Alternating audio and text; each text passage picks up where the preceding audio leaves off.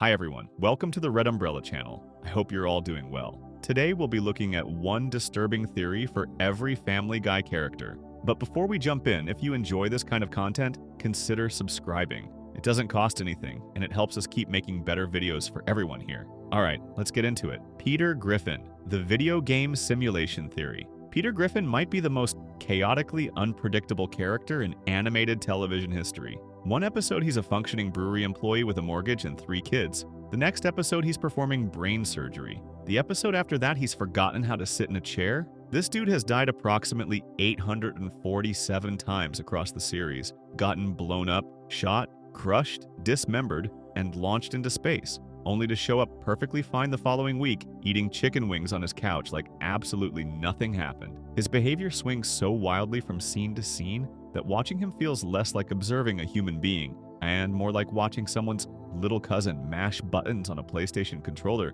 during their first attempt at Grand Theft Auto. Peter Griffin is a non-playable character trapped inside a video game simulation, and whoever is controlling him has absolutely no idea what they're doing. Every nonsensical decision, every impossible survival, every sudden acquisition of skills he definitely should not possess is the direct result of some cosmic gamer treating Quagmire, Rhode Island like their personal sandbox mode. Peter's entire existence is basically what happens when you hand a copy of The Sims to someone who immediately removes all the ladders from the swimming pool just to see what happens. This explains so much about Family Guy that traditional narrative logic simply cannot touch. Why does Peter have the attention span of a goldfish with ADHD? Because the player keeps getting distracted by their phone mid-cutscene. Why can Peter suddenly speak fluent Portuguese in one episode and forget his own children's names in another?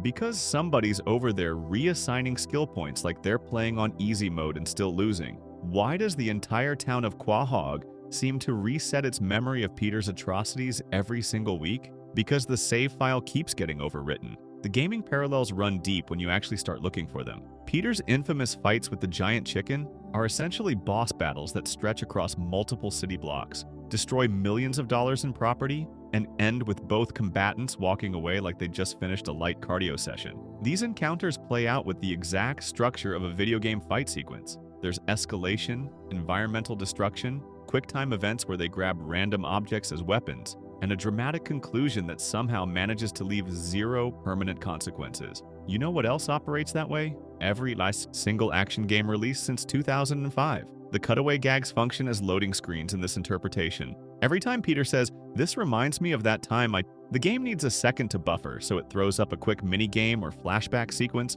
to keep the player occupied. The fact that these memories contradict each other constantly, sometimes within the same episode, makes perfect sense. They're procedurally generated content. The simulation is just pulling random assets from its database and hoping nobody notices that Peter apparently attended 3 different high schools in 4 different decades. Peter's complete inability to learn from consequences becomes a core gameplay mechanic, rather than a character flaw. In real life, if you touched a hot stove, you would remember that the stove is hot and maybe not touch it again tomorrow. Peter has touched the metaphorical hot stove approximately 1,000 times. He has set himself on fire, been arrested, destroyed his family's financial security, alienated his friends, and caused at least 6 apocalyptic events in Quahog. The next episode, he does something equally stupid with 0 hesitation. That's respawn logic. That's checkpoint reset behavior. Peter is operating on video game rules where death is a minor inconvenience. And yesterday's disasters exist only as fading memory files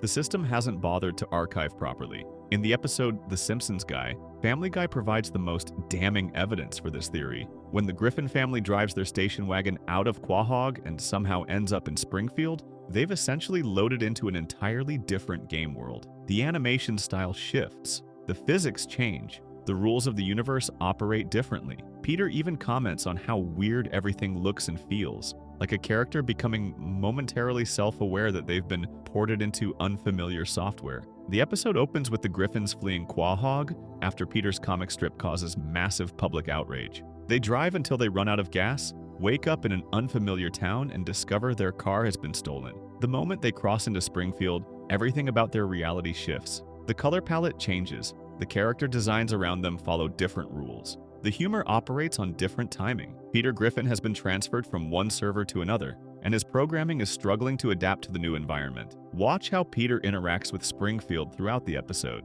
He's confused by the environment. He bonds with Homer Simpson over donuts at the Quickie Mart, and their connection is immediate and instinctive. Two NPCs from different games recognizing compatible code. Peter and Homer share the same base programming. Overweight patriarch, loves beer, makes terrible decisions, somehow maintains family despite constant failures. They're the same character class running on different engines. Their bromance, during that crossover, also supports the NPC theory beautifully. These two characters bond instantly over their shared love of beer, their similar body types, their mutual fondness for making terrible decisions, and their complete immunity to lasting physical damage. They recognize each other on some fundamental level. They're running on compatible software. Two NPCs from different games meeting in a crossover event and going, "Oh hey, you're also just a collection of programmed responses designed to entertain players? Cool, me too, let's get wasted." Their friendship isn't human connection, it's systems recognizing systems. The courtroom sequence in the episode adds another layer to this reading.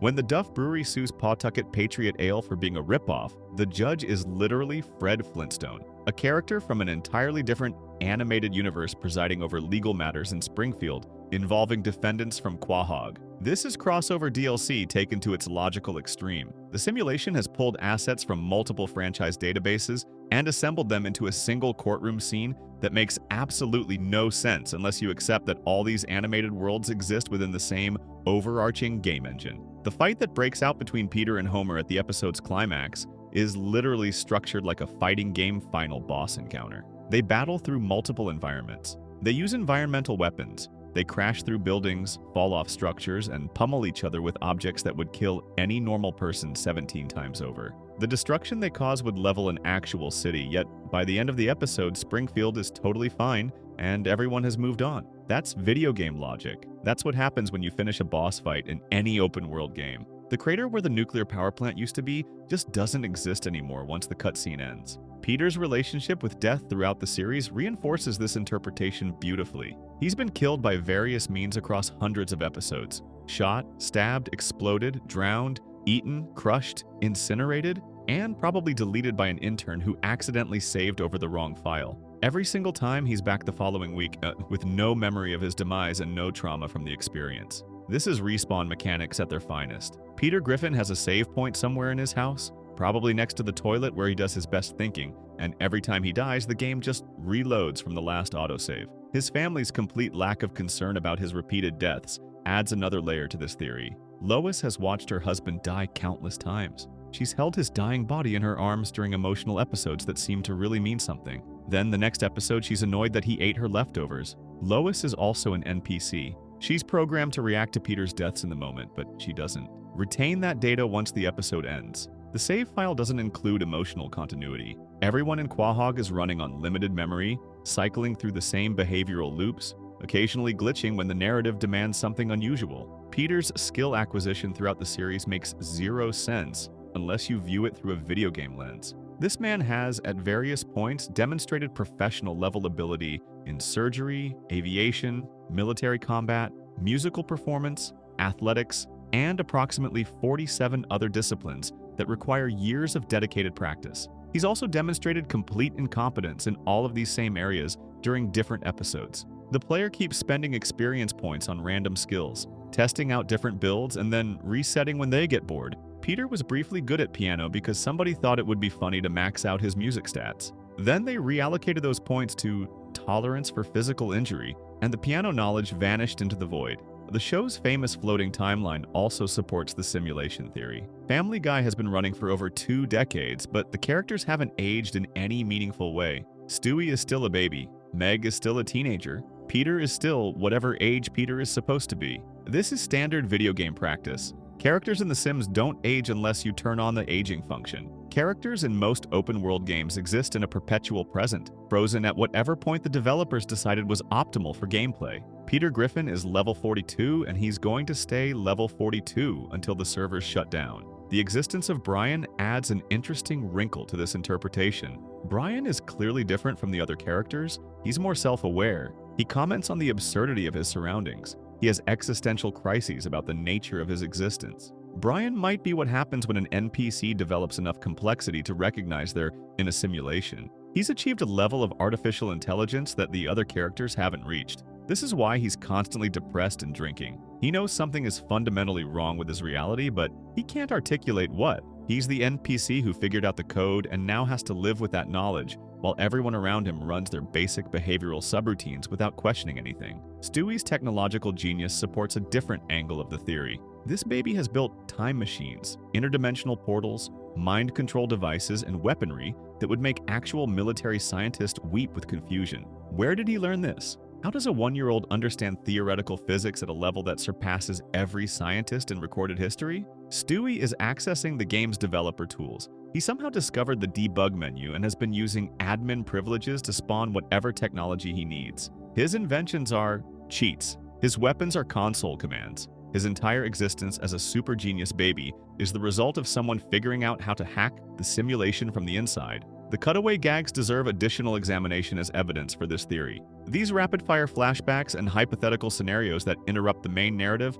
constantly are essentially procedurally generated content. The game needs to fill runtime, so it pulls random assets and assembles them into brief sketches that may or may not have any connection to the actual plot. Some cutaways reference things that definitely never happened in the show's canon. Some cutaways contradict other cutaways. Some cutaways are so random, they feel like the system ran out of relevant material and just started combining keywords. That's what happens when you let an algorithm generate content, rather than maintaining careful narrative continuity. Peter's relationship with his friends operates on video game party mechanics. He has Cleveland, Quagmire, and Joe as his core squad. They show up when summoned, participate in whatever mission Peter has decided to undertake, and then return to their default positions until needed again. They don't have lives that exist independently of Peter's storylines, except in rare cases where the player decides to follow a different character for an episode. They're companion NPCs. They're the characters you recruit to fill out your team roster. Joe is the combat specialist with enhanced physical abilities despite his apparent limitations. Quagmire is the charisma-focused companion who handles social encounters, and Cleveland is the steady support character who provides consistent backup without ever outshining the protagonist. The entire structure of Quahog starts making sense as a game map when you think about it. There's the Drunken Clam, which functions as the main hub where Peter and his party gather between missions. There's the Griffin House, which serves as the save point and home base. There's the various workplaces and landmarks that Peter cycles through depending on what the episode requires. The geography of Quahog is suspiciously flexible, with locations appearing and disappearing based on narrative convenience. That's how video game towns work. You only render the areas the player actually needs to access. Everything else is just background texture until it becomes relevant to gameplay. Peter's tendency to forget major life events also aligns with the limited memory storage of video game NPCs. He's forgotten his wedding anniversary, his children's birthdays, his children's names, his own medical conditions, major traumas, and approximately 300 other things that would be permanently seared into the memory of any actual human being. This is data management. The game can only store so many memories in Peter's character file before it starts overwriting old information with new information. The system prioritizes recent events and deletes anything deemed non-essential to current gameplay. The complete lack of lasting consequences in Quahog reflects video game morality systems at their most basic. Peter has committed crimes that would result in multiple life sentences. He's caused deaths, destruction, and chaos on a scale that would make him a wanted fugitive in any realistic setting. The next episode, everyone's forgotten, and Peter's reputation has reset to neutral. The game doesn't have a sophisticated morality system. There's no wanted level that carries over between sessions. There's no reputation damage that accumulates. Every episode starts fresh because the player loaded a clean save file. The theory even explains the show's tonal shifts and quality fluctuations over its long run. Different players have been controlling the simulation at different times. The early seasons felt different because a more skilled player was at the helm, making careful decisions about narrative and character development. Later seasons have that chaotic, anything-goes energy because the controller got handed to someone who just wanted to see how many explosions they could fit into 22 minutes. The show's inconsistency is actually consistent if you view it as multiple users accessing the same game with different playstyles. The implications of The Simpsons guy extend beyond the episode itself. When Peter returns to Quahog at the end of the episode, he brings back memories of Springfield, but those memories don't matter. The player finished the crossover content and returned to the main game. The Springfield DLC is complete. Peter will never think about Homer Simpson again, because that data has been archived in a folder the main game doesn't access during normal gameplay. The crossover was a limited-time event, and now that it's over, the simulation has returned to its default state. Peter Griffin has lived 17 lives in one body. He's been a death metal singer, a Renaissance fair knight, a professional wrestler, a television producer, a politician, and roughly 900 other things that no single human being could ever actually be. He's experienced every possible outcome and retained none of the lessons. He's trapped in an eternal loop of consequence-free chaos, respawning every Monday with no memory of last week's disasters, ready to make brand new, terrible decisions in a world that exists solely to react to his inputs. The supporting evidence stretches across the show's entire run. Every impossible recovery, every forgotten trauma, every sudden skill acquisition, every reset relationship points toward the same conclusion. Peter Griffin is trapped in a simulation, controlled by a player who treats his existence like a playground? The game has been running for over 20 years, and there's no sign of it ending anytime soon. The player keeps coming back, keeps making Peter do stupid things, keeps watching him fail and reset and fail again. And somewhere out there, some cosmic being is watching him stumble through existence, occasionally pressing buttons to see what will happen, laughing every time he fights a chicken or falls downstairs, then saving the game and walking away until they feel like playing again. Peter Griffin is the ultimate NPC,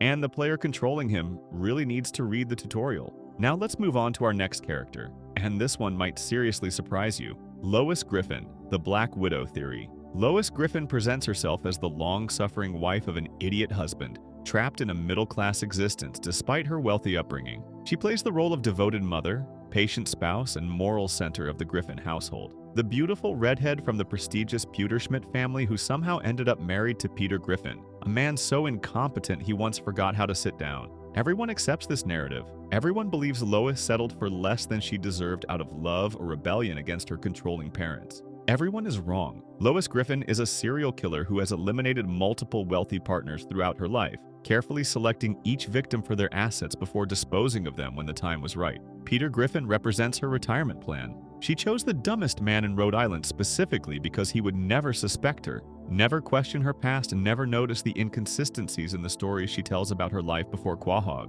Every skill Lois possesses, every dark talent she occasionally reveals, every moment of calculated coldness she displays points toward a woman with a body count that would make true crime podcasters weep with joy. The Pewterschmidt family didn't cut Lois off because she married beneath her station. They cut her off because they know exactly what she is and they're terrified of her. Consider what we actually know about Lois's capabilities. This woman has demonstrated expert-level martial arts proficiency on multiple occasions. She can fight with a technical skill that takes decades of dedicated training to develop. She handles weapons with comfort and familiarity. She's shown the ability to manipulate people, lie convincingly, and maintain elaborate deceptions over extended periods. These are the skills of someone who has spent years perfecting the art of getting close to targets and eliminating them without detection. In the episode Lois Kills Stewie, the show reveals exactly what Lois is capable of when pushed to her limits. The title alone tells you everything you need to know about the darkness lurking beneath her suburban housewife exterior.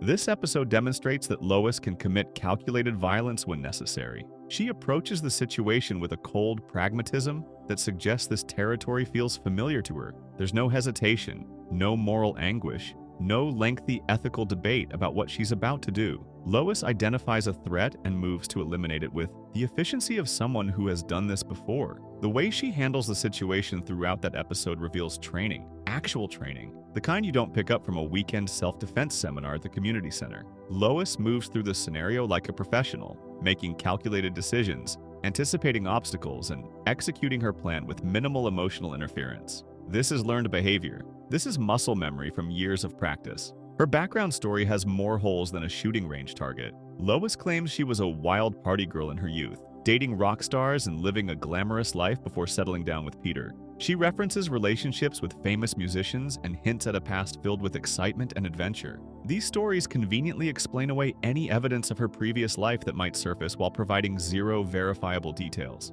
She dated a rock star? Which one? When? Where are the photos? Where are the witnesses who can corroborate these stories? The vagueness is intentional. Lois has constructed a past that sounds plausible and interesting without providing anything that could be fact-checked. Every Black Widow killer operates the same way. They create elaborate backstories filled with just enough detail to seem authentic while remaining impossible to verify. They explain away gaps in their history with tales of travel, relationships, and adventures that conveniently left no paper trail. Lois's wild youth serves the same purpose. It's cover. It's misdirection. It's the story she tells to prevent anyone from looking too closely at who she really was and what she was really doing during those missing years. The martial arts abilities deserve deeper examination. In the episode Lethal Weapons, Lois takes a Taijutsu class and immediately demonstrates an almost supernatural aptitude for violence. The show plays this as Lois discovering a hidden talent, but the speed of her skill acquisition suggests something else entirely.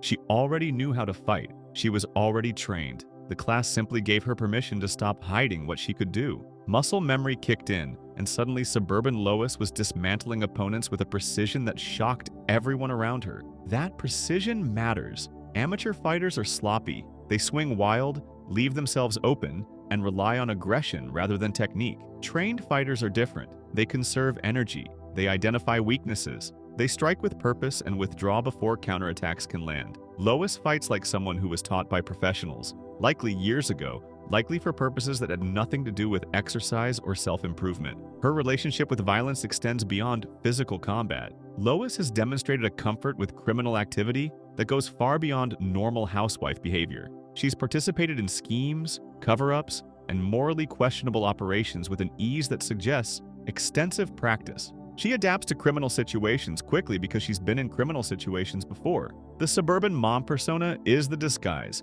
The capable operator underneath is the real Lois. Peter Griffin makes perfect sense as a final target when you examine him through the Black Widow lens. He has steady employment. He owns a house. He has life insurance. He's connected to the Pewter-Schmidt fortune through marriage, even if that connection is strained. Most importantly, Peter is catastrophically stupid. He notices nothing. He questions nothing. He accepts whatever explanation Lois provides for anything because critical thinking requires cognitive abilities Peter simply does not possess. A Black Widow killer selecting her final mark would look for exactly these qualities. Steady income means consistent lifestyle maintenance during the relationship. Property ownership means assets to inherit. Life insurance means a payout upon death. And a partner too stupid to notice inconsistencies means freedom to operate without suspicion. Peter checks every box. He's the perfect patsy, the ideal final victim. The retirement fund Lois has been building toward her entire criminal career. The timing of her marriage to Peter aligns suspiciously with the end of her wild years.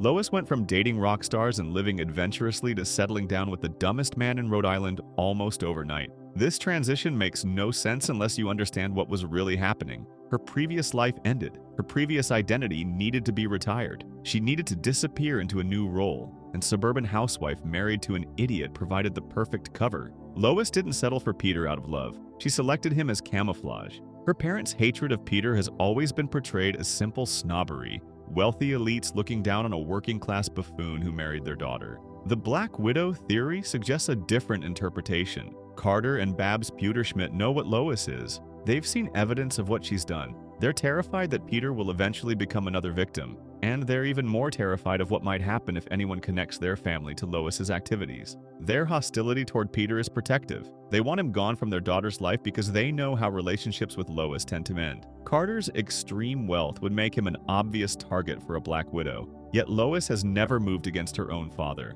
This restraint makes sense strategically. Killing a parent draws investigation. Family murders receive intense scrutiny. The Pewter-Schmidt fortune remains accessible through legitimate inheritance eventually, so there's no need to accelerate the timeline through violence. Lois is playing the long game with her family, maintaining relationships and waiting for natural causes to deliver what murder would complicate. The show has repeatedly demonstrated Lois's capacity for deception on a massive scale. She's maintained secrets from Peter for extended periods. She's constructed elaborate lies and sold them convincingly. She's manipulated situations to achieve outcomes that benefited her while appearing innocent to everyone involved. These are the core competencies of a successful Black Widow. The ability to deceive intimate partners over years requires a specific psychological makeup. It requires comfort with dishonesty, skill at maintaining false personas, and complete emotional detachment from the people being deceived. Lois displays all of these qualities. Her warmth toward Peter often feels performative upon close examination.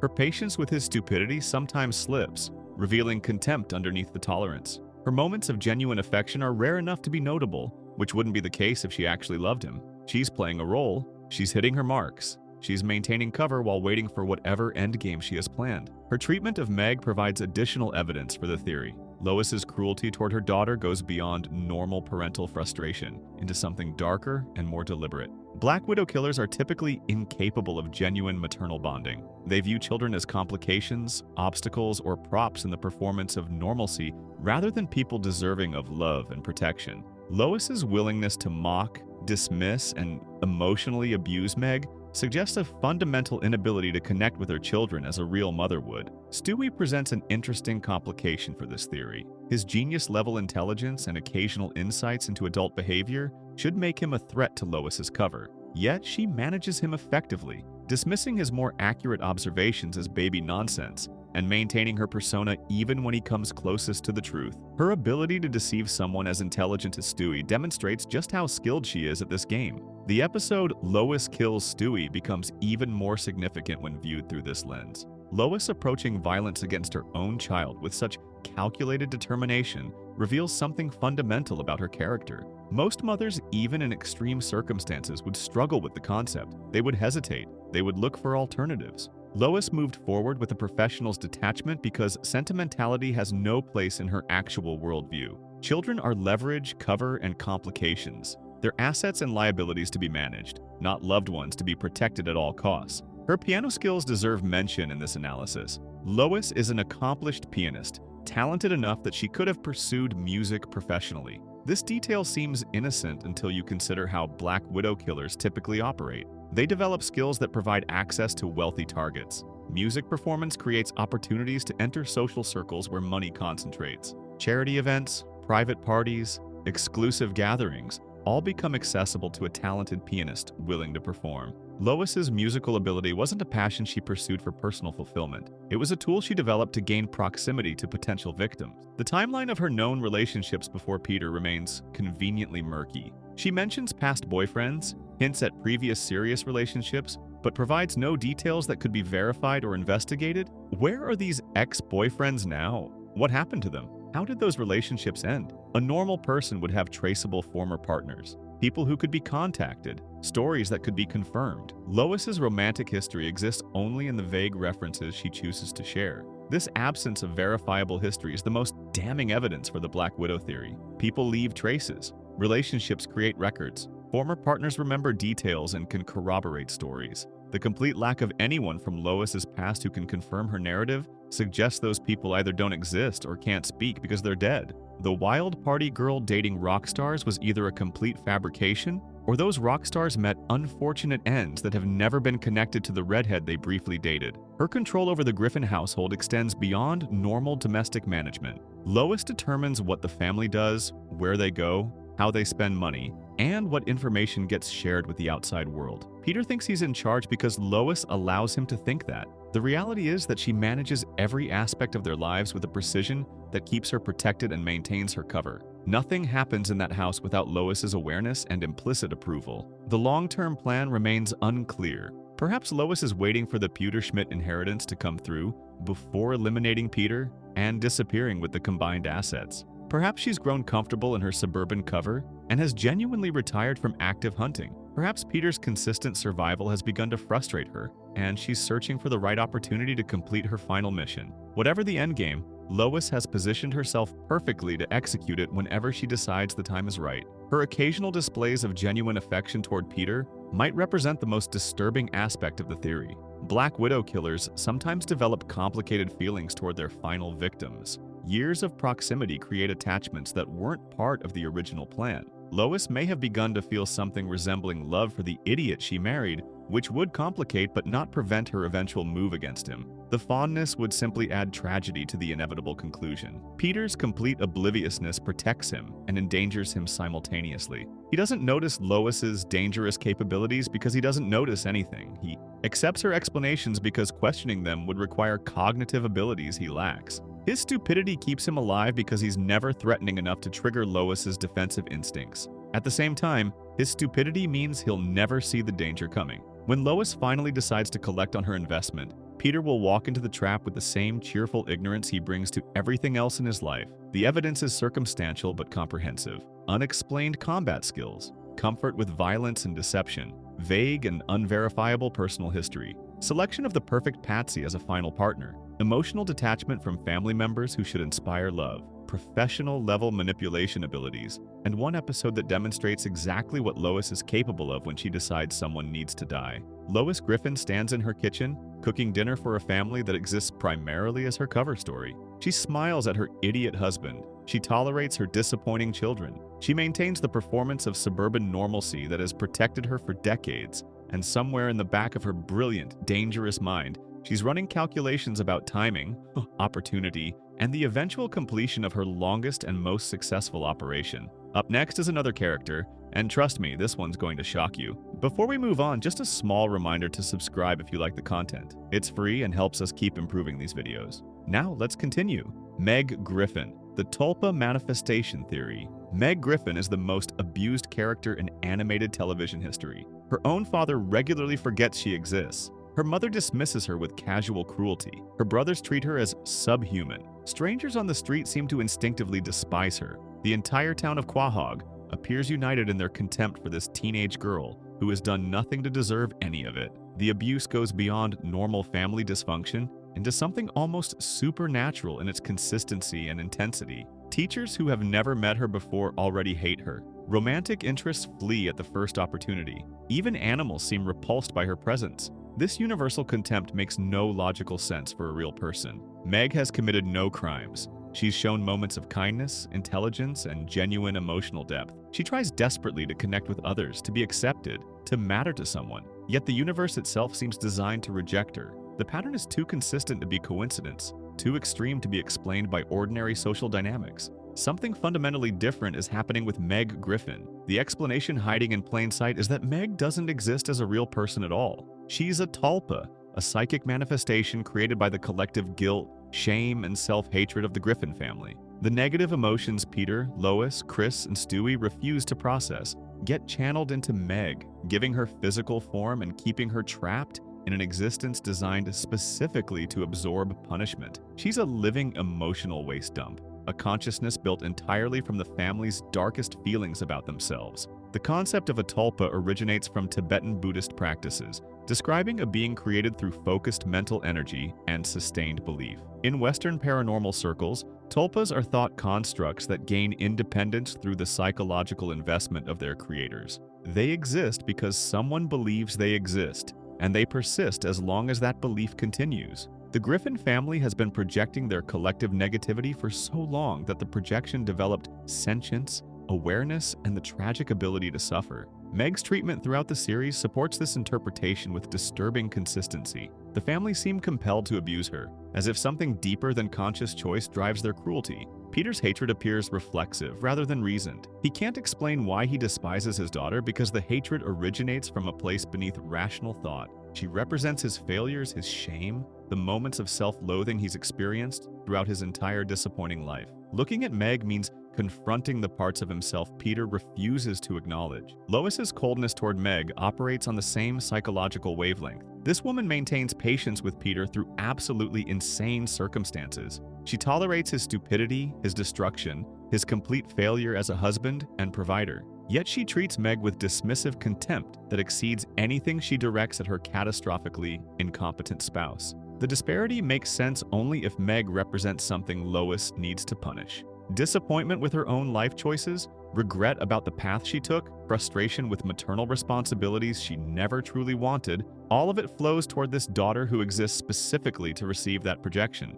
Chris and Stewie participate in the abuse because they're part of the family system that created Meg. They contribute their own anxieties to the collective pool that sustains her existence. Chris's insecurities about his intelligence, his appearance, his social failures, all flow into the manifestation. Stewie's grandiose ego masks deep uncertainties about his own nature and purpose, and those uncertainties need somewhere to go. Meg absorbs it all. She has no choice. Absorbing the family's negativity is her entire reason for existing. In the episode A Fistful of Meg, something remarkable happens that exposes the true nature of her existence. Meg faces a psychotic bully named Mike Pulaski who threatens to destroy her in a school fight. The episode establishes Mike's reputation through terrified whispers in the hallways. One student claims he knifed a kid on the playground, then beat up the knife. Another says he can watch Friday Night Lights without crying. This guy is presented as an unstoppable force of destruction, and he's targeted Meg for annihilation after she accidentally spills food on him in the cafeteria.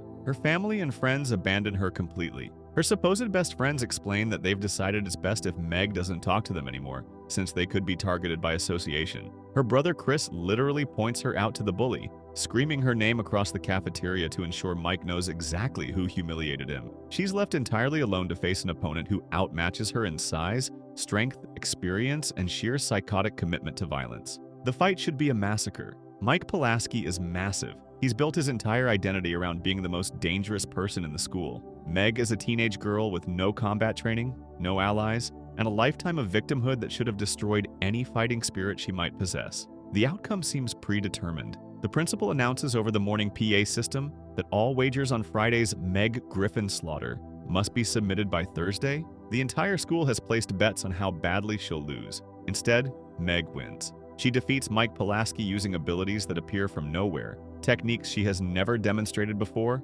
and a ferocity that shocks the assembled crowd. Quagmire provides some training in the days before the fight, teaching her to use her grossness as a weapon. But the training montage doesn't explain what actually happens when she faces her opponent. Meg accesses something beyond her normal capabilities. She fights like something other than a bullied teenage girl. She fights like a manifestation of concentrated negative energy, finally given permission to express itself outward rather than absorb. The theory explains this transformation perfectly. Meg's power comes directly from the family's emotional investment in her. Usually that investment takes the form of hatred, contempt, and abuse, which Meg absorbs passively. The energy flows into her and stays there, weighing her down, defining her existence as a receptacle for negativity. She has no outlet for the power because the power exists specifically to be contained. The fight changes the equation. For the first time, the family's emotions toward Meg shift from contempt to something closer to fear. They're afraid she'll be killed. They're afraid of what her death might mean. This fear represents a different kind of emotional energy, one that empowers rather than suppresses. The family's terror at losing their emotional dumping ground temporarily reverses the flow. Instead of absorbing negative energy, Meg can finally project it outward. All those years of accumulated hatred, shame, and self-loathing become fuel for a violent outburst that overwhelms her opponent. Mike Pulaski never stood a chance. He thought he was fighting a teenage girl. He was actually fighting something, constructed from decades of compressed psychological waste. The insults Peter has hurled at Meg, the dismissive comments from Lois, the cruelty from her brothers, all of it transformed into combat capability the moment the energy flow reversed. Meg won because she's made of the stuff that destroys people, and for one brief moment, she got to share that destruction with someone outside her family. The aftermath of the fight reinforces the Tulpa interpretation. Meg's victory doesn't change her status within the family or the community. The win should establish her as someone worthy of respect, someone capable of defending herself, someone who matters. Public defeat of the school's most feared psychopath should alter how people perceive her permanently. Instead, everything resets to the previous dynamic. The family continues treating her with contempt. The school continues ignoring her. The universe continues rejecting her as if the fight never happened. This reset makes no sense for a real person. Real victories have lasting effects. Real demonstrations of capability change how others perceive you. Athletes who win championships carry that victory forever. Underdogs who overcome bullies earn respect that persists. Meg's victory evaporates because the manifestation must return to its designated function. The family still needs somewhere to dump their negative emotions. Her brief moment of empowerment threatened that function, so the system corrected itself. She returned to her role as the family's emotional waste receptacle because that role is her actual purpose for existing. Her physical appearance supports the Tulpa theory as well. Meg is consistently portrayed as unattractive, though the animation doesn't actually depict her as significantly different from other female characters.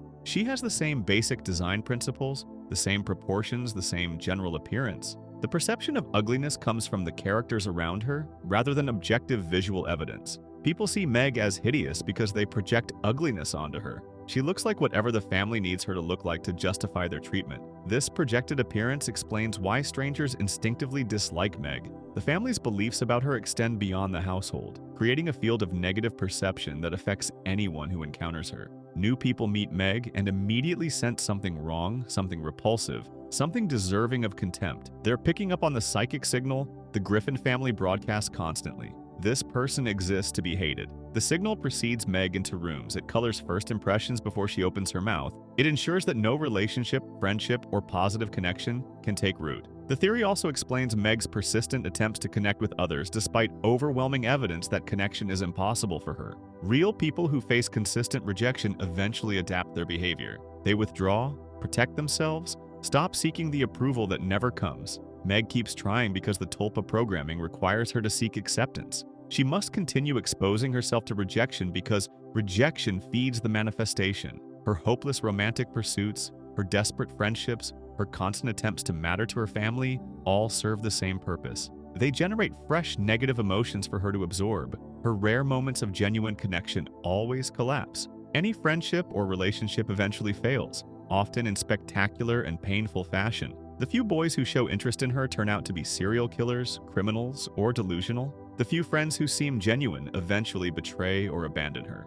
This pattern reflects the Tulpa's fundamental nature. Meg cannot be genuinely loved because genuine love would conflict with her designed purpose. The manifestation exists to receive negative emotions. Positive emotions directed at Meg threaten the system's stability, so the system ensures those positive emotions never last. Brian represents an interesting complication in this framework. He occasionally shows genuine kindness toward Meg, treating her as a real person deserving of empathy and respect. These moments of connection suggest that Brian might partially recognize what she actually is. His status as an outsider in the family, a talking dog who doesn't quite belong to the biological unit, gives him perspective the others lack. He can see Meg more clearly because he doesn't contribute to her creation in the same way Peter, Lois, Chris, and Stewie do. His consciousness wasn't part of the original psychic soup that formed her. The abuse Meg suffers has escalated over the course of the series, becoming more extreme and more casual with each passing season. Early episodes treated her poorly but acknowledged her humanity.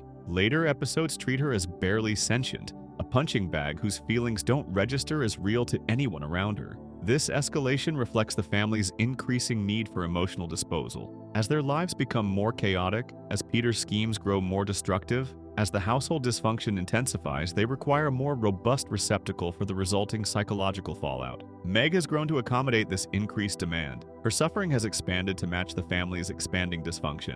Her occasional outbursts of rage or moments of assertiveness always prove temporary. She'll stand up for herself briefly, demonstrate awareness of how poorly she's treated, articulate the injustice clearly and accurately. The episode Seahorse Seashell Party features Meg delivering a devastating speech about exactly how the family uses her. She explains the dynamic perfectly, naming what they do and why they do it. Then the system resets. The manifestation returns to its passive state. The family continues their abuse as if the moment of clarity never occurred. These resets prove that Meg lacks the autonomy to permanently change her circumstances. She can only do what the family's collective unconscious allows her to do. The deepest tragedy of the Tulpa theory is that Meg has developed genuine consciousness without any ability to use that consciousness to escape her situation, she thinks. She feels, she hopes and dreams and suffers. She's aware that her treatment is unfair, aware that she deserves better, aware that something is fundamentally wrong with her existence.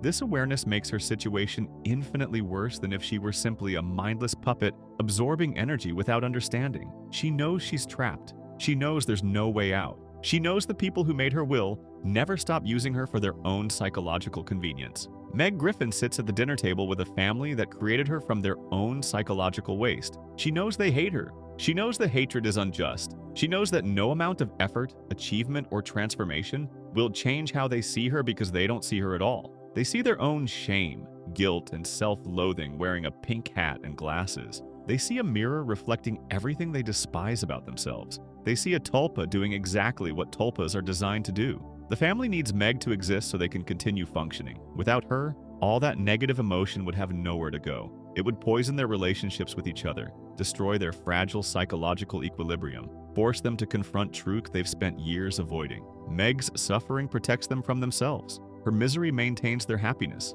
Her existence as a punching bag allows them to pretend they're decent people, because the alternative would require acknowledging that they created something specifically to torture. The cruelty serves a psychological function. The family is feeding their creation. They're maintaining the manifestation that protects them from their own darkness. Meg absorbs what they throw at her because absorption is what she was built to do. She's a psychic garbage disposal wearing a teenage girl's face, condemned to eternal suffering by the people who need her to suffer so they don't have to confront what they actually are. And somewhere beneath the accumulated weight of the family's projected hatred, a consciousness that shouldn't exist wonders why it was made to hurt this much.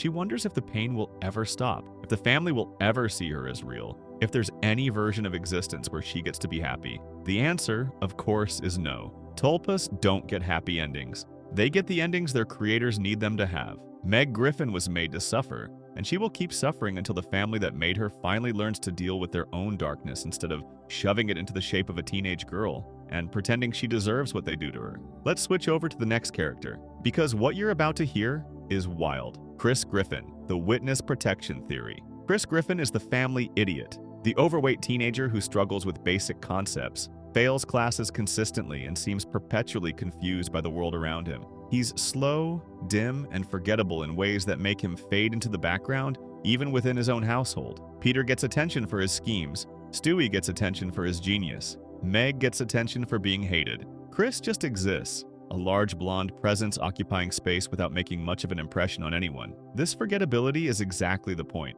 Chris Griffin is performing stupidity as a survival mechanism, trained from early childhood to seem as unremarkable and unthreatening as possible. The blonde teenager living at 31 Spooner Street isn't Peter and Lois's biological son at all. He's a witness protection placement, hidden with the Griffin family after seeing something as a young child that made him a target for very dangerous people. His apparent idiocy is the most sophisticated cover identity the federal government has ever created. The theory explains everything strange about Chris that the show has never adequately addressed. His blonde hair in a family of brunettes and redheads, his completely different body type and facial structure compared to his supposed siblings, his apparent lack of inherited traits from either parent. The show plays these differences for occasional jokes, but they point towards something more significant. Chris looks nothing like a Griffin because he isn't one. He was placed with his family, given their name, and trained to blend in so thoroughly that even he might have forgotten his original identity. Witness protection for children works differently than adult placement.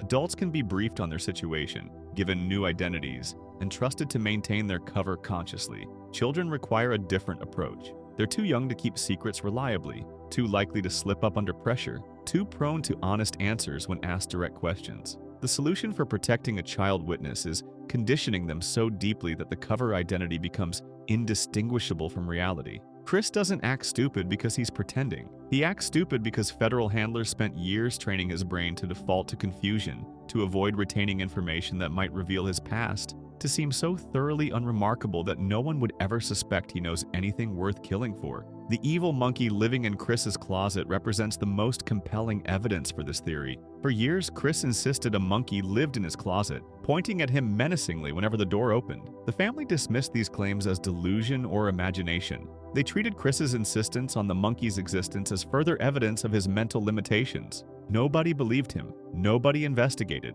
Nobody took the claims seriously. In the episode Hannah Banana, the monkey's existence is finally confirmed. The family captures him, and he explains his presence with a story about divorce, job loss, and homelessness that led him to squat in Chris's closet for 9 years. The family accepts this explanation. Chris eventually befriends the monkey after years of terror. Then the monkey leaves, moving on to help another child, and the storyline essentially ends. The witness protection theory recasts this entire arc. The evil monkey was never a random homeless primate who happened to choose Chris's closet. He was Chris's federal handler, assigned to monitor the protected witness and ensure his safety. The pointing gesture that terrified Chris for years was a communication signal, a way of checking in that wouldn't require verbal contact that might be overheard. The monkey's constant presence in the closet meant he could observe threats, monitor Chris's behavior, and intervene if the protection arrangement was compromised. The monkey's backstory about divorce and financial ruin is cover. Federal handlers don't explain their real jobs to the families they monitor. When forced to reveal himself, the monkey provided a sympathetic narrative that would satisfy curiosity without exposing the true nature of his assignment. The Griffins believe the story because it was designed to be believed, constructed by professionals who understand exactly what civilian families will accept without further questioning. The timing of the monkey's departure is significant. He doesn't leave randomly or get driven out by the family. He leaves voluntarily, stating that his work here is done and that he needs to go where he's needed. This language sounds like a social worker or counselor completing an assignment, which is exactly what it is. The threat to Chris has been neutralized. The mob figures who wanted him dead have either been prosecuted, died, or given up the search. The witness no longer requires active protection, so the handler moves on to a new assignment. The final scene shows him appearing in another child's closet, beginning the same monitoring process with a new protected witness. Chris's terror of the monkey throughout the series takes on new meaning through this lens. Young children in witness protection often develop complicated relationships with their handlers. The handler represents safety, but also represents the danger that necessitated protection in the first place. Chris feared the monkey because on some unconscious level, he understood what the monkey's presence meant. The monkey was a constant reminder that somewhere out there, people wanted Chris dead. The pointing gesture triggered primal fear because it activated memories Chris's conscious mind had been trained to suppress. The family's dismissal of Chris's monkey claims reflects standard witness protection protocol. The fewer people who know about the protection arrangement, the safer the witness remains. Peter and Lois either genuinely don't know about Chris's status, or they've been briefed to deny any unusual circumstances. Their insistence that the monkey isn't real serves the protection by ensuring no outside observers take the claim seriously. If neighbors or teachers heard about a monkey living in a child's closet, they might investigate. Investigation means attention.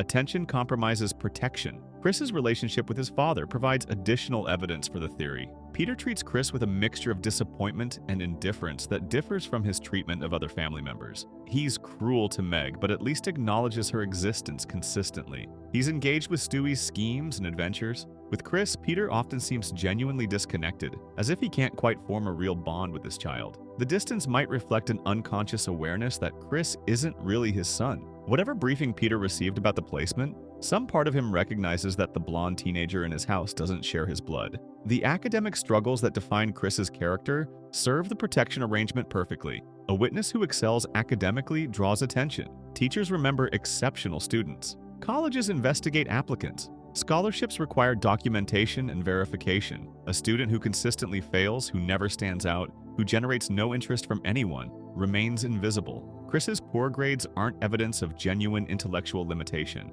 They're evidence of a cover identity maintained so perfectly that even educators accept the performance as reality. His social isolation reinforces the invisibility. Chris has few friends, rarely dates successfully, and remains peripheral even in group situations. This isolation isn't accidental. A witness with extensive social connections creates vulnerabilities. Friends ask questions. Romantic partners want to meet families and learn histories. Social networks spread information in unpredictable ways. Chris's loneliness protects him by ensuring no one outside the household develops enough interest in him to start asking dangerous questions. The blonde hair deserves particular attention because Family Guy has explicitly acknowledged how strange it is. No other Griffin has blonde hair. Peter's extended family doesn't have blonde hair. The Pewterschmidts don't have blonde hair. Chris's coloring has no genetic explanation within the family tree. The show treats this as a running visual gag, but the witness protection theory provides a real explanation. Chris doesn't share genetic traits with the Griffins because he doesn't share genes with them. He was placed with this family specifically because they had a child-shaped gap in their household,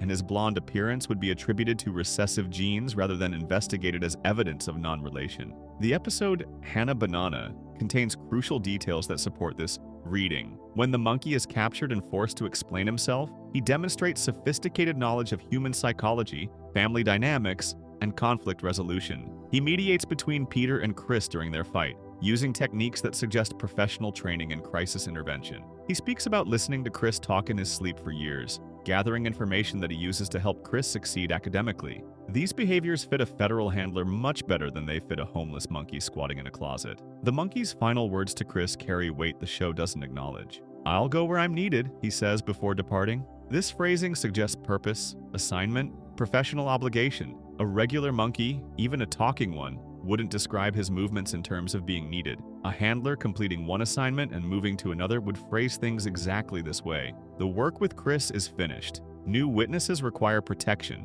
The monkey has a job to do, and that job takes him to new closets and new homes where new children need monitoring. Chris's occasional flashes of competence throughout the series become evidence of his true intelligence breaking through the conditioning. In moments of crisis or genuine necessity, Chris sometimes displays capabilities far beyond his usual performance. He shows artistic talent that appears from nowhere. He demonstrates emotional intelligence that contradicts his apparent limitations. He grasps concepts quickly when properly motivated. These moments aren't continuity errors or lazy writing. They're glimpses of the real Chris underneath the programmed cover identity. The intelligent child who existed before witness protection transformed him into a forgettable idiot. The conditioning would have been extensive. Federal witness protection for children involves years of careful behavioral modification. Chris would have been taught to avoid certain topics, to respond to questions with confusion rather than information, to default to stupidity when pressed for details about his past. The training would have started before he could form clear memories, ensuring that his earliest recollections are already filtered through the protection protocols.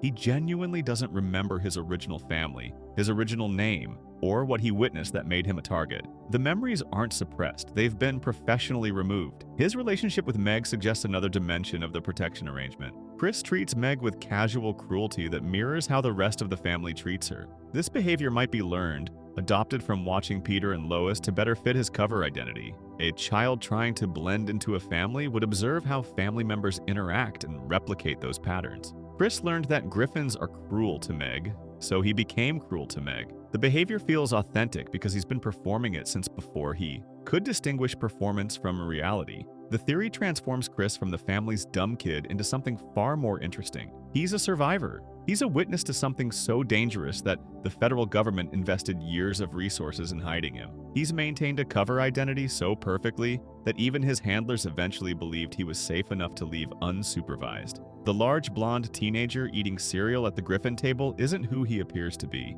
He's someone else entirely, someone whose real identity may be lost forever in the professional memory suppression that saved his life. The mob or criminal organization that originally targeted Chris remains unnamed and mysterious, which fits how witness protection actually works. Protected witnesses aren't told details about ongoing investigations or the status of threats against them. Chris doesn't know who wanted him dead or why. He doesn't know if those people are still looking for him or have given up. He only knows on some level too deep for conscious access that danger existed and might still exist. This buried knowledge explains his general anxiety, his difficulty forming connections, his sense that something isn't quite right about his life. Chris knows he's not really Chris, he just can't remember who he actually is. The monkey's presence for 9 years suggests the threat was serious and long-lasting. Federal resources don't get allocated for nearly a decade to protect witnesses from minor criminal figures. Whatever Chris saw as a child, it involved people with the power and motivation to hunt a protected witness for years. The handlers wouldn't have maintained active monitoring unless intelligence suggested the threat remained active.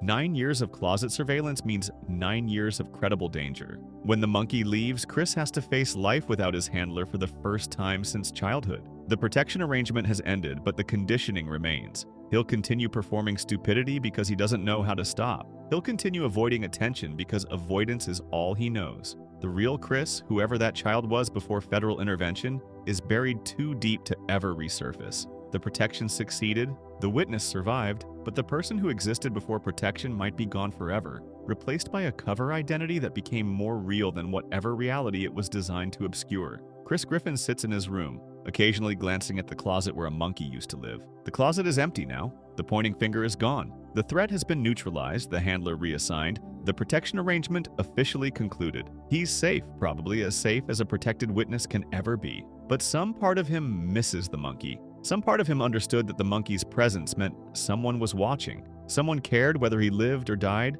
Someone had dedicated years to keeping him hidden from people who wanted him erased from existence. The blonde teenager who doesn't match his family finally has an explanation that makes sense. He doesn't match because he was never supposed to match. He was inserted into this family, given this identity, trained to be forgettable so thoroughly that forgettable became all he knows how to be. And somewhere in a closet in another house, a monkey points at another child, beginning the process all over again with a new witness who needs protecting from dangers too terrible for a child to understand. Real quick, if you're enjoying the video, hitting subscribe helps more than you'd think. Totally free. Okay, let's get back into it. Now onto the next character, and you probably won't see this coming. Stewie Griffin, the dying brain theory. Stewie Griffin entered the world with a football-shaped head, a British accent, and the intellectual capacity to construct time machines before his first birthday. He speaks in complete sentences while other infants babble incoherently. He understands quantum physics, advanced engineering, and psychological manipulation at a level that surpasses most adults with doctoral degrees. He plots matricide with the casual dedication most babies reserve for learning to grasp objects. Something about Stewie Griffin has never made sense, and the show has never bothered to explain how a 1-year-old became the most intelligent character in Quagmire. The dying brain theory offers an explanation that transforms Family Guy from an irreverent, animated comedy into something far more tragic. Stewie Griffin is dying. He's been dying since the moment the show began. Everything viewers have witnessed across hundreds of episodes represents the final neural firings of an infant brain deprived of oxygen during a catastrophic birth, desperately constructing an imaginary life to experience the existence it will never actually have. The theory suggests that Lois experienced severe complications during Stewie's delivery. The umbilical cord wrapped around his neck, or the labor lasted too long, or some other medical emergency cut off oxygen to his brain during the critical moments of birth. Stewie never took his first breath in the real world. He's trapped in the liminal space between life and death, his dying neurons firing frantically to create meaning from meaninglessness, to build a life from the raw potential that will never be realized. This interpretation explains Stewie's impossible genius. A dying brain doesn't operate under normal cognitive limitations. Neural pathways fire randomly, accessing information and creating connections that conscious thought would never allow. Stewie's intellect represents pure potential, unlimited by the biological and developmental constraints that would govern an actual infant's mental growth. He can build time machines because his dying brain doesn't know that babies can't build time machines. He understands physics because his neurons are accessing every possible version of who he might have become, compressing decades of learning into moments of hallucinatory experience. The British accent makes sense through this lens as well. Stewie's sophisticated speech pattern represents his brain's attempt to construct an identity from fragments of sensory input absorbed during pregnancy. Lois might have watched British television while pregnant, exposing the developing fetus to those accents and speech patterns.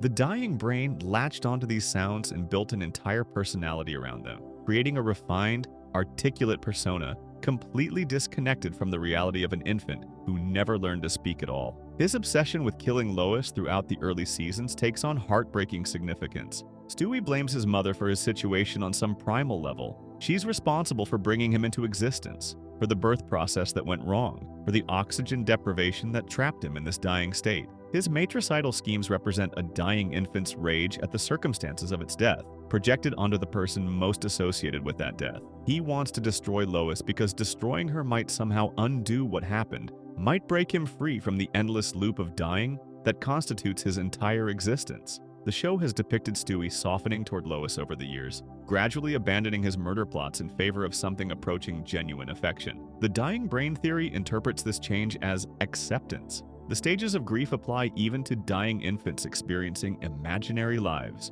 Stewie raged against Lois when he was still fighting his situation, still believing he could change what happened. As his brain continues its slow shutdown, he's moving toward acceptance, toward peace with the mother whose body failed him through no fault of her own. In the movie Stewie Griffin, The Untold Story, Stewie travels to the future and meets his adult self, a man named Stu living a pathetic existence in San Francisco. Stu works a dead-end retail job, lives in a shabby apartment, has never had a romantic relationship, and maintains a friendship primarily with a stuffed bear. This future Stewie is everything the infant Stewie fears becoming. He's ordinary, unsuccessful, unremarkable in every way that matters. The future sequences in that movie provide the strongest evidence for the dying brain theory. They're unstable, contradictory, and increasingly desperate in their attempts to construct a coherent timeline. Stewie sees multiple versions of his family's future, each one slightly different, each one failing to satisfy his need for meaning. The futures collapse and reform, shift and contradict, exactly the way a dying brain's hallucinations would behave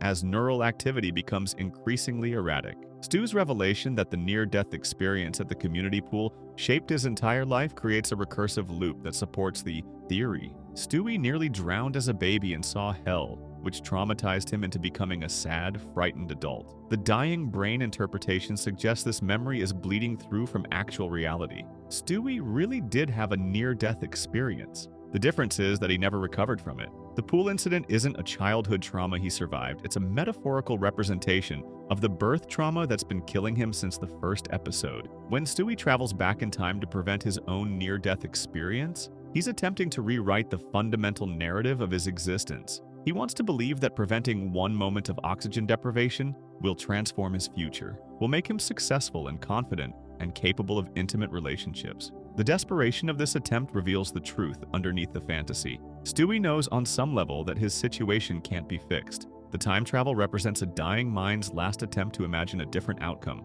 to construct a reality where everything turned out differently. The movie's ending, where Stewie successfully prevents the pool incident and returns to his present, should resolve the timeline. It doesn't. The show continues with the same Stewie, unchanged, still a genius baby, still living with his family, still experiencing impossible adventures. The timeline correction didn't work because there was never a real timeline to correct. Stewie's entire existence is a hallucination, and changing events within a hallucination doesn't change the underlying reality of a brain slowly dying in a delivery room somewhere. The floating timeline of Family Guy becomes evidence for the theory rather than a narrative convenience. Stewie has been 1 year old for over 2 decades of episodes. He doesn't age because dying brains don't experience time normally. What feels like years to Stewie might be seconds in actual time, the final moments of consciousness stretched into an eternity of imagined experience. He's trapped at 1 year old because that's how old he was when the oxygen deprivation began, when his brain started constructing this elaborate fantasy to escape the reality of its own termination. His relationship with Brian represents the dying brain's attempt to construct meaningful connection. Brian is the only character who consistently understands Stewie,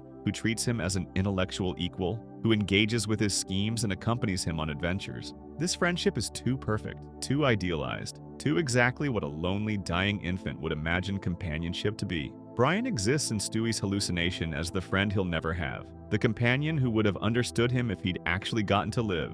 The road to episodes where Stewie and Brian travel to various locations and have self-contained adventures function as the dying brain's attempt to experience the world it will never actually see. Each adventure represents a different fantasy, a different possibility, a different life that might have been. They visit parallel dimensions, travel through time, explore space, experience everything the real Stewie will never experience because he's dying on a delivery table while doctors frantically try to save him. Stewie's inventions deserve examination as evidence for the theory. He builds technology that shouldn't exist, that violates known physics, that allows him to accomplish literally anything he imagines. Time machines, mind control devices, interdimensional portals, weapons capable of destroying cities. These creations represent a dying brain's refusal to accept limitations. In Stewie's hallucination, anything is possible because nothing is real. The laws of physics don't apply to dying dreams. The moments when other characters can't understand Stewie gain significance through this interpretation.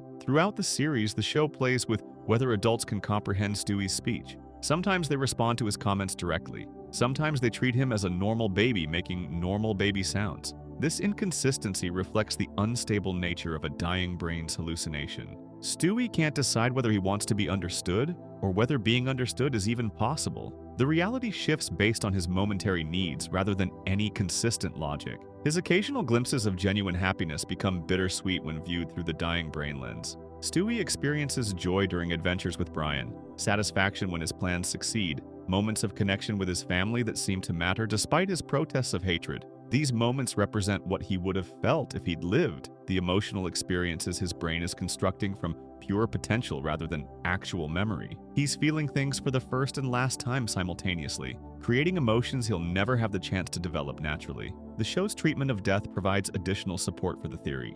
Characters die frequently in Family Guy, often violently, usually without lasting consequences. Death is treated as temporary, reversible, meaningless in the larger narrative. This casual relationship with mortality reflects a dying brain's attempt to process its own termination. If death isn't permanent for others, maybe it won't be permanent for Stewie either. The show's resurrection of dead characters represents desperate hope disguised as comedy. Brian's death in the episode Life of Brian and subsequent resurrection through time travel becomes particularly significant. Stewie's best friend dies and Stewie refuses to accept it. He manipulates time itself to bring Brian back, to undo a death that should have been permanent. This refusal to accept loss reflects the central truth of Stewie's existence. He's fighting against death, against the permanence of his situation, against the reality that dying brains eventually stop firing and hallucinations eventually end. The theory explains why Stewie abandoned his world domination schemes as the series progressed. Early Stewie wanted to conquer the world, to control everything around him,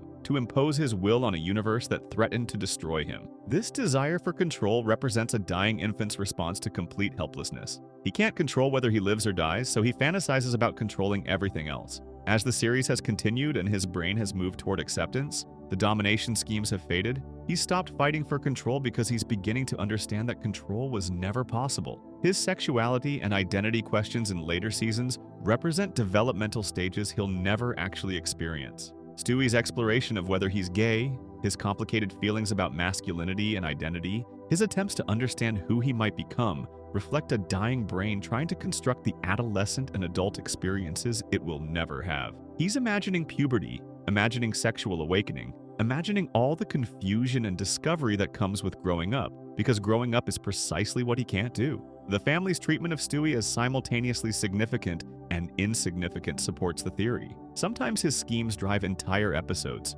Sometimes he's ignored completely, treated as background noise in family dynamics that don't include him. This inconsistency reflects a dying brain's uncertainty about its own importance. Does Stewie matter? Does his existence have meaning? Does anyone actually notice that he's here, that he's dying, that he needs help? The show's varying treatment of his relevance mirrors the dying infant's desperate need to believe his brief existence meant something. Rupert, the teddy bear Stewie treats as a confidant and friend, represents the only stable relationship in his hallucination. Unlike every other character, Rupert never changes, never disappoints, never fails to be exactly what Stewie needs. This constancy is suspicious in a show where every other relationship involves conflict, betrayal, and comedy derived from dysfunction. Rupert is too perfect because Rupert isn't a character. Rupert is a security object, the last connection to physical reality, something Stewie's dying body might actually be clutching as his brain constructs this elaborate fantasy around him.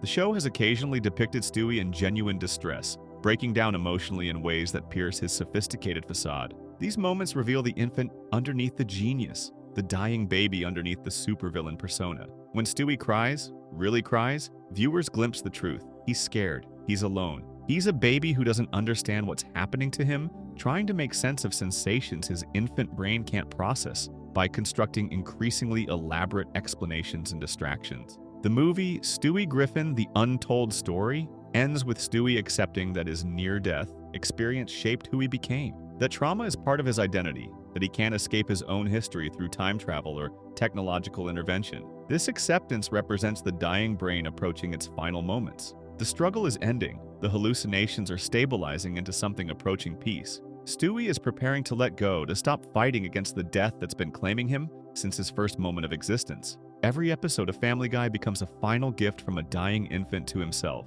Each adventure, each joke, each moment of connection or conflict represents the brain's attempt to experience everything it will never actually experience. Stewie builds time machines because he wants more time. He travels to other dimensions because he wants other possibilities. He plots against Lois because he needs someone to blame. He loves Brian because he needs someone to love him back. The theory transforms Stewie Griffin from a comedic character into a tragic figure. He's the most intelligent person in Quagmire because dying brains don't recognize their own limitations. He's the most ambitious because dying infants don't understand that ambitions require lifetimes to achieve. He's the most alone because he exists in a hallucination constructed specifically for him, populated by projections of people he'll never actually know. Somewhere in a delivery room, doctors are working frantically to save a baby who isn't breathing. The mother is screaming. The father is terrified. Medical equipment beeps warnings as oxygen saturation drops and brain activity becomes increasingly erratic. In those final firing neurons, a baby is building time machines,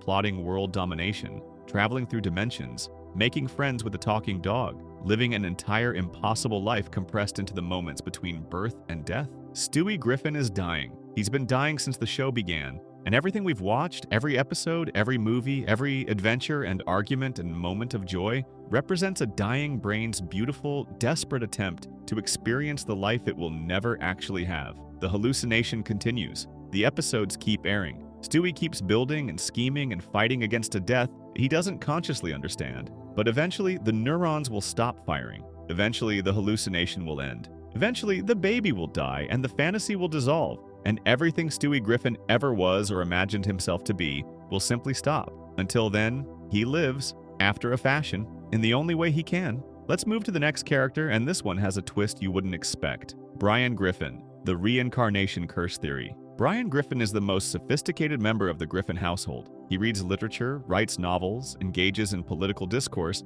and maintains romantic relationships with human women. He drives a Prius, drinks martinis, and considers himself an intellectual several cuts above his housemates. He's also a dog, a talking dog who walks on two legs, attends college, and has existential crises about mortality that would challenge philosophy professors. The show has never adequately explained how a dog developed human-level consciousness, human desires, and human emotional complexity while remaining trapped in a canine body. The reincarnation curse theory offers an explanation that transforms Brian from a comedic talking animal into a tragic figure serving an eternal sentence. Brian Griffin is Peter's biological father, reincarnated as a dog and cursed to watch helplessly as his son destroys his life through stupidity, poor decisions, and complete inability to learn from mistakes. Every moment Brian spends in the Griffin household is torment disguised as domesticity. He watches Peter fail as a husband, fail as a father, fail as a human being, and he can do nothing to stop any of it because dogs don't get to make decisions in human families. The theory explains Brian's alcoholism immediately and completely. He drinks constantly because watching your son ruin everything you built is unbearable, and alcohol provides the only socially acceptable coping mechanism available to a family dog. Brian pours martinis at 10 a.m. and nobody questions it because he's technically an animal, and animals don't have drinking problems, they have quirks. The pretentious writer persona that justifies his substance abuse is cover for something far darker. He remembers being human, remembers having a real life, remembers being Peter's father, and now he's trapped in a body that can't communicate the truth to anyone who would believe him. His attraction to human women makes perfect sense through this lens. Brian doesn't pursue human relationships because he's confused about his species. He pursues them because he was human, because he remembers human desire, because his reincarnated consciousness still craves connection with the kind of partner he would have had during his original life. The show plays his human dating habits for comedy, presenting a dog trying to romance women as inherently absurd. The reincarnation theory reveals the tragedy underneath. Brian is a human man trapped in a dog's body, reaching desperately for intimacy he can never truly achieve because he no longer has a human form to offer. Jillian, his longest relationship, loved him genuinely. She also thought he worked at a detective agency and believed lemons were killed to make lemonade. Even his most successful romance was built on his partner's fundamental misunderstanding of reality. Peter's treatment of Brian supports this interpretation with painful consistency. Peter treats Brian as a pet when convenient and a friend when useful, switching between modes based entirely on his momentary needs. He forgets to feed Brian, leaves him outside in bad weather, and dismisses his opinions when they conflict with whatever stupid scheme Peter is currently pursuing. A son treating his father this way would be heartbreaking under normal circumstances. A son treating his reincarnated father this way, completely unaware of who Brian actually is, becomes something closer to cosmic cruelty. Peter once made Brian wear rain gear on a trip to Martha's Vineyard, while Peter himself rode in a crate, and somehow Brian ended up looking more ridiculous. The curse aspect of the theory carries significant weight. Brian didn't choose this existence. He was condemned to it by whatever spiritual mechanics govern the Family Guy universe. Death personified appears regularly in the show, suggesting the afterlife operates according to specific rules and hierarchies. Brian offended those rules somehow during his human life. Perhaps he was a bad father to Peter originally, absent or cruel or neglectful in ways that warranted supernatural punishment. His sentence is to return as a helpless observer, watching Peter repeat patterns of dysfunction that Brian's original failures may have created. The punishment fits a certain poetic logic. You failed as a father? Fine. Come back as a dog and watch your son fail at everything while you lack any authority to intervene. His relationship with Stewie provides the strongest evidence for the theory. Brian connects with Stewie in ways he never connects with Peter. They share adventures, have genuine conversations, develop a friendship built on mutual respect and intellectual engagement.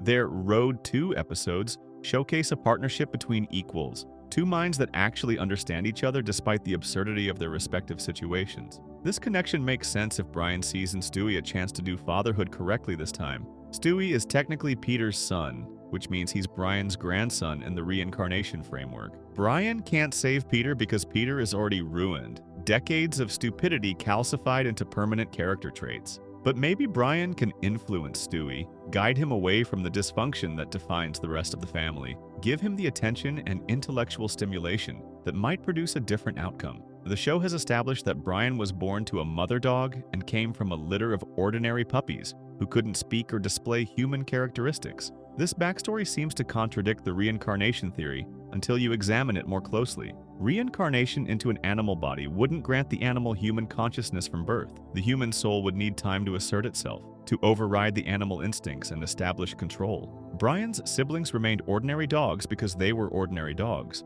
canine souls in canine bodies following canine paths. Brian developed human consciousness because a human soul was fighting to express itself through his canine brain, eventually succeeding but never quite escaping the limitations of his physical form. He walks upright because human souls don't crawl. He speaks English because human souls don't bark. He drinks martinis because human souls need to numb themselves sometimes. Brian's pretensions about writing and art reflect a human mind trying desperately to maintain its identity despite inhabiting an inappropriate body. He writes novels that nobody reads, including the spectacularly unsuccessful Faster Than the Speed of Love. He considers himself an intellectual despite lacking credentials or accomplishments that would justify the self-assessment. He looks down on popular culture while consuming it constantly, mocking reality television from his spot on the couch where he watches reality television. These behaviors mirror someone clinging to a self-image that no longer matches reality. Brian remembers being human, being taken seriously, being someone whose opinions carried weight. Now he's a dog whose family tolerates his aspirations without respecting them, and his intellectual pretensions are attempts to preserve something of who he used to be. In the episode Life of Brian, Brian dies. A car strikes him while playing street hockey with Stewie, and the injuries prove fatal. The family gathers at the veterinary hospital as Brian speaks his final words and flatlines. The grief the Griffins display is genuine and devastating, far exceeding what most shows would depict for the death of a pet character. Peter delivers a eulogy calling Brian his best friend and brother, breaking down in tears at the podium. The family mourns for weeks, eventually adopting a new dog named Vinny because they can't bear the absence Brian left behind. The reincarnation theory interprets this death as Brian's release from his curse. Whatever spiritual debt he owed has finally been paid in full. He watched Peter grow up, watched him marry Lois, watched him have 3 children, watched him make the same mistakes over and over without being able to intervene meaningfully.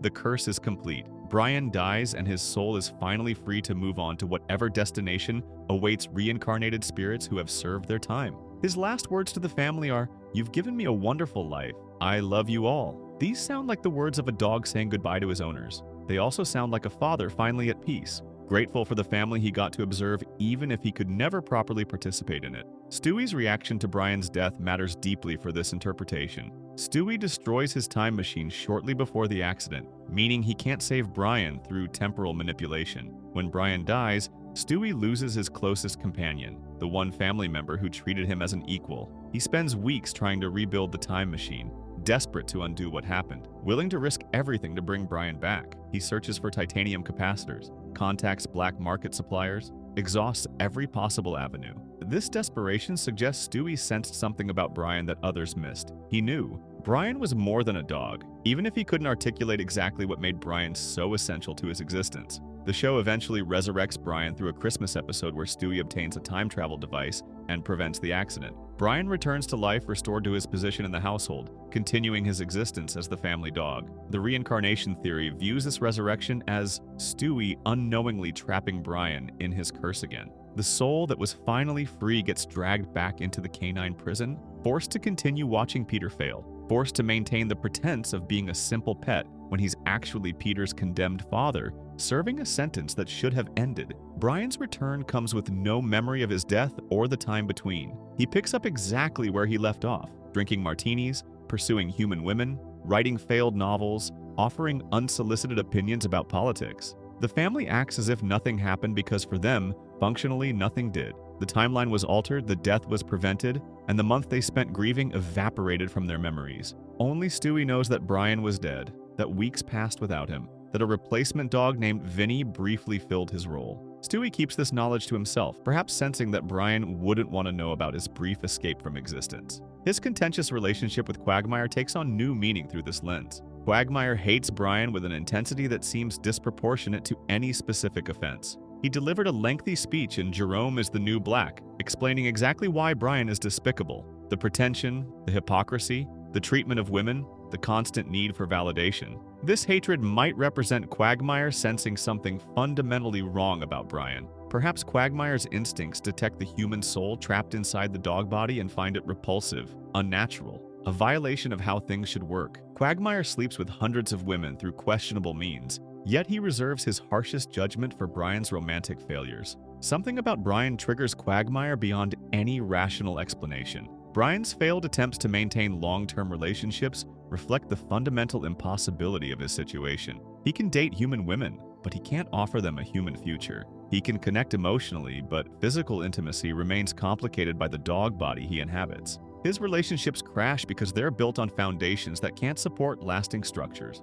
The human women he dates eventually confront the reality that they're involved with a dog, and no amount of intellectual compatibility can overcome that biological barrier. Tracy, Rita, Jillian, Carolyn. The list of women who loved Brian and left Brian continues growing, because none of them can accept what he actually is. The show has depicted Brian having children with human women, most notably Dylan, his son from a brief relationship with Tracy Flanagan. These children represent the strangest aspect of his existence. How does a dog father human children? The reincarnation theory suggests Brian's human soul carries some essence that can combine with human partners, creating offspring that inherit his original human genetics rather than his current canine form. Dylan is fully human because Brian is fundamentally human, despite the dog body that contains his consciousness. The biological mechanics don't make sense, but biology was never the point. Soul mechanics are the point, and souls apparently trump bodies when reproduction occurs. Peter's occasional moments of genuine affection for Brian become more significant through this interpretation.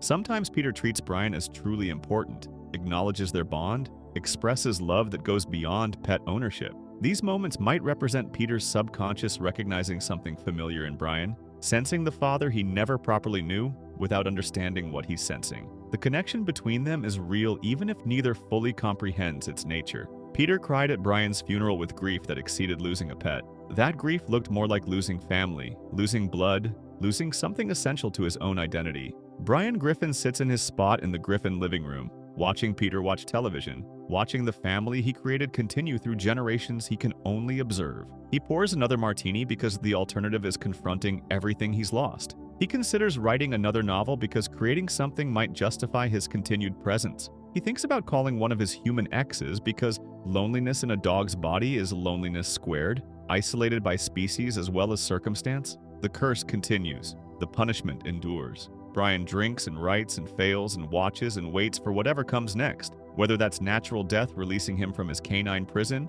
or another intervention from Stewie's time machine dragging him back into existence for another round of helpless observation. Somewhere underneath the dog fur and the martini glass and the unread manuscripts, a human father watches his son ruin his life and lacks any power to stop it. Brian loves Peter without being able to help him, watches everything fall apart while everyone treats him like an unusually articulate animal who happens to live indoors. The family feeds him dog food and lets him sleep on furniture and occasionally remembers he has feelings. Next up is a character that might completely change how you see things. Before we go any further, consider subscribing if this has been helpful so far. It supports the channel and lets us keep building this community. Let's continue. Glenn Quagmire. The Groundhog Day loop theory. Glenn Quagmire has slept with more women than any human being could reasonably encounter in a single lifetime. The show has referenced his conquest numbering in the thousands, possibly tens of thousands, an accumulation of sexual partners that would require either superhuman stamina or far more time than one life provides. He approaches each encounter with the same enthusiasm, the same catchphrase, the same desperate energy, as if every sexual experience might be the one that finally satisfies whatever hunger drives him. Nothing ever satisfies him. He moves from woman to woman with a compulsion that goes beyond high libido to something closer to existential desperation. The Groundhog Day loop theory explains everything. Glenn Quagmire has been living the same decade on repeat for centuries, trapped in a temporal prison that resets periodically and forces him to experience the same years over and over. His sexual obsession represents the only activity that still generates feeling after hundreds of iterations of the same conversations, same events, same predictable outcomes. He's tried everything else. He's read every book, learned every skill, explored every hobby, and found all of it meaningless when you know exactly how every experience will unfold. Sex provides novelty because partners vary, reactions differ, and the physical sensations remain somewhat fresh even when everything else has gone stale. His age has never made sense within the show's timeline. Quagmire has claimed to be over 60 years old on multiple occasions, yet he looks like a man in his 40s at most. He maintains physical fitness, energy levels, and sexual stamina that should be impossible for someone his age. The loop theory explains this discrepancy perfectly. Quagmire has lived far longer than 60 years. He's lived hundreds of years, possibly thousands, cycling through the same decade repeatedly. His stated age reflects how long he's been alive within loops, rather than his chronological age within any single timeline. The number keeps climbing because his subjective experience keeps accumulating, even as his body resets to the same physical state each time the loop begins again. His knowledge base supports this interpretation. Quagmire demonstrates expertise in areas that would require decades of dedicated study to master. He's a skilled pilot, a competent fighter, knowledgeable about obscure subjects, capable in situations that should be far outside his experience. These skills accumulated across loops. He spent one loop learning to fly, another loop mastering martial arts, another studying history, another medicine, another languages. Each loop provided opportunity to develop different expertise, and all of it persists in his memory, even as the external world resets. He's been preparing for every possible scenario because he's already experienced every possible scenario multiple times. The episode Quagmire's Dad provides crucial evidence for the theory. When Quagmire's father Dan arrives in Quahog and announces plans to undergo gender reassignment surgery, Quagmire's reaction is complicated, beyond what simple prejudice would explain. He cycles through denial, anger, attempted acceptance, and renewed rejection with a speed and intensity that suggests deep familiarity with this emotional territory. He's processing his father's transition like someone who has processed it before, many times, with different outcomes that never led to satisfaction. Throughout that episode, Quagmire's responses feel rehearsed, even when they appear spontaneous. He knows exactly which objections to raise and exactly how his father will respond. He knows the conversation patterns, the emotional beats, the inevitable conclusions. His frustration builds faster than it should because he's had this conversation hundreds of times and knows it never ends well. No matter what he says, no matter how he reacts, the outcome remains the same. His father transitions, their relationship strains, and Quagmire ends the loop feeling unresolved about a parental situation he can never actually resolve. His complicated relationship with his father gains depth through this lens. Dan Quagmire was a decorated war hero, someone Glenn admired and sought to emulate. The revelation that this masculine ideal wanted to become a woman would be jarring for anyone. For someone living the same years repeatedly, the revelation represents a fundamental disruption to established patterns. Quagmire has built his identity around certain fixed points in each loop: his friendship with Peter, his neighbors, his job, his father's heroism. The transition destabilizes one of those fixed points. And destabilization in a loop is terrifying because it suggests the loop itself might be changing. His treatment of women throughout the series takes on new meaning through the loop interpretation. Quagmire approaches women with aggressive pursuit because pursuit is one of the few activities that still engages him. The chase provides stimulation. The conquest provides momentary satisfaction. The relationship, if one develops, inevitably goes stale because Quagmire has had every possible relationship already. He knows how dates end, how conversations develop, how attraction fades into familiarity and familiarity fades into boredom. He's experienced the full arc of thousands of relationships and found none of them ultimately fulfilling. His catchphrase, giggity, functions as a psychological anchor, a verbal tick that keeps him connected to his own identity across countless repetitions. When everything else resets, when the world forgets him and he forgets nothing, the catchphrase remains. Quagmire says it because hearing himself say it confirms that he still exists, that he's still Glenn Quagmire despite the centuries of accumulated experience that have eroded whatever personality he originally possessed. The word itself means nothing.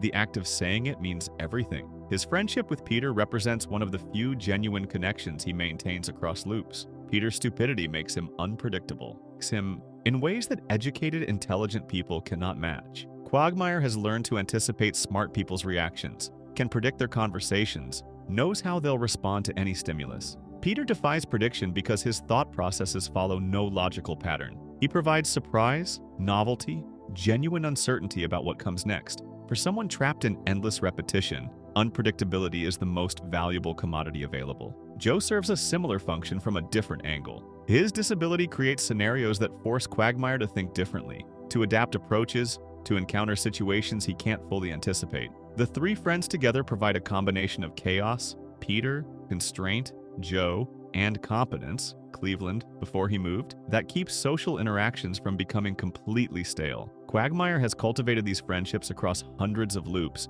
because they're the relationships that continue providing some return on investment. His house and its elaborate setup for sexual encounters reflects centuries of refinement. Quagmire has had time to experiment with every possible configuration, every piece of equipment, every arrangement that might enhance physical experience. The sex swing, the various devices, the hidden compartments, and specialized rooms all represent accumulated knowledge from loops spent optimizing his environment. He knows exactly what works because he's tested every alternative and eliminated anything that doesn't contribute to the goal of feeling something, anything, through physical stimulation. The diseases he carries without apparent consequence support the theory as well. Quagmire has stated that he's a carrier for numerous sexually transmitted infections that should have serious health impacts. They don't affect him because the loop resets his body along with everything else. He contracts diseases during loops, suffers their effects for whatever remains of that iteration, then resets to a clean physical state when the cycle begins again. His body can't accumulate the damage that centuries of sexual activity would normally cause because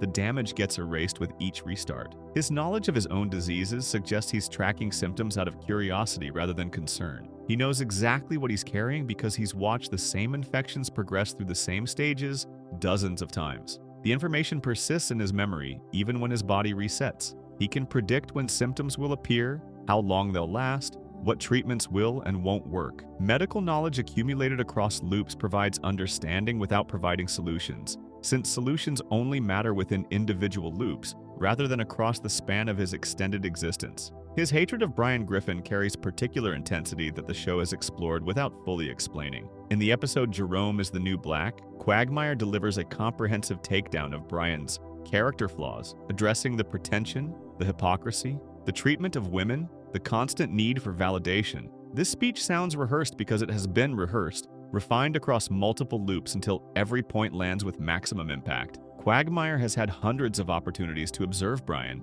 to identify his failings, to compose the perfect critique. The speech represents centuries of frustrated observation, finally finding expression. The specific content of that speech reveals what bothers Quagmire most about Brian. Brian is fake. Brian pretends to be something he isn't. Brian constructs an identity based on what he wants to be rather than what he actually is. For someone who has lived long enough to see through every performance, every pretension, every attempt to be something other than one's authentic self, Brian's constant fakeness is unbearable. Quagmire has been stripped of the ability to deceive himself about who he is. Watching Brian maintain self-deceptions that should have collapsed decades ago generates genuine contempt. His complicated family history gains weight from the loop theory. His father's transition happens in every loop, and Quagmire has never found a satisfying way to respond. He's tried acceptance, rejection, indifference, confrontation, avoidance. Every approach eventually fails. Every conversation eventually hurts.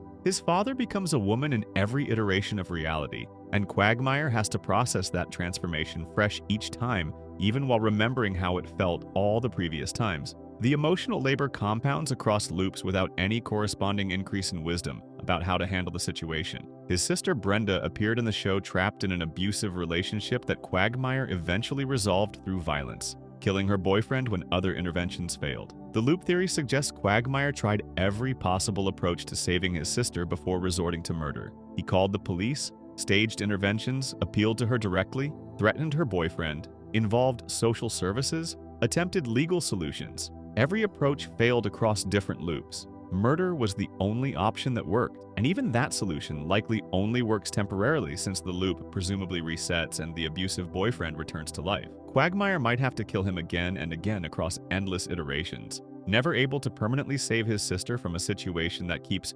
reconstituting itself. His job as an airline pilot provides structure that he desperately needs. Flying requires skill, attention, engagement. The routes vary, the passengers change. Weather creates unpredictability. Aviation maintains his ability to feel competent and useful even when everything else has gone stale. He's probably crashed planes in previous loops, experienced every possible mechanical failure, handled every conceivable emergency. The job continues providing value because the stakes remain real even after hundreds of repetitions. Crashing still kills people. Responsibility still matters. Piloting keeps him connected to consequences in a world where most consequences have lost meaning. The loop explains his apparent immunity to consequences throughout the series. Quagmire has committed crimes, engaged in behavior that should result in imprisonment or social exile, yet continues living his life without serious repercussions. Consequences don't stick because the loop erases them. He's been caught, prosecuted, imprisoned dozens of times across different iterations.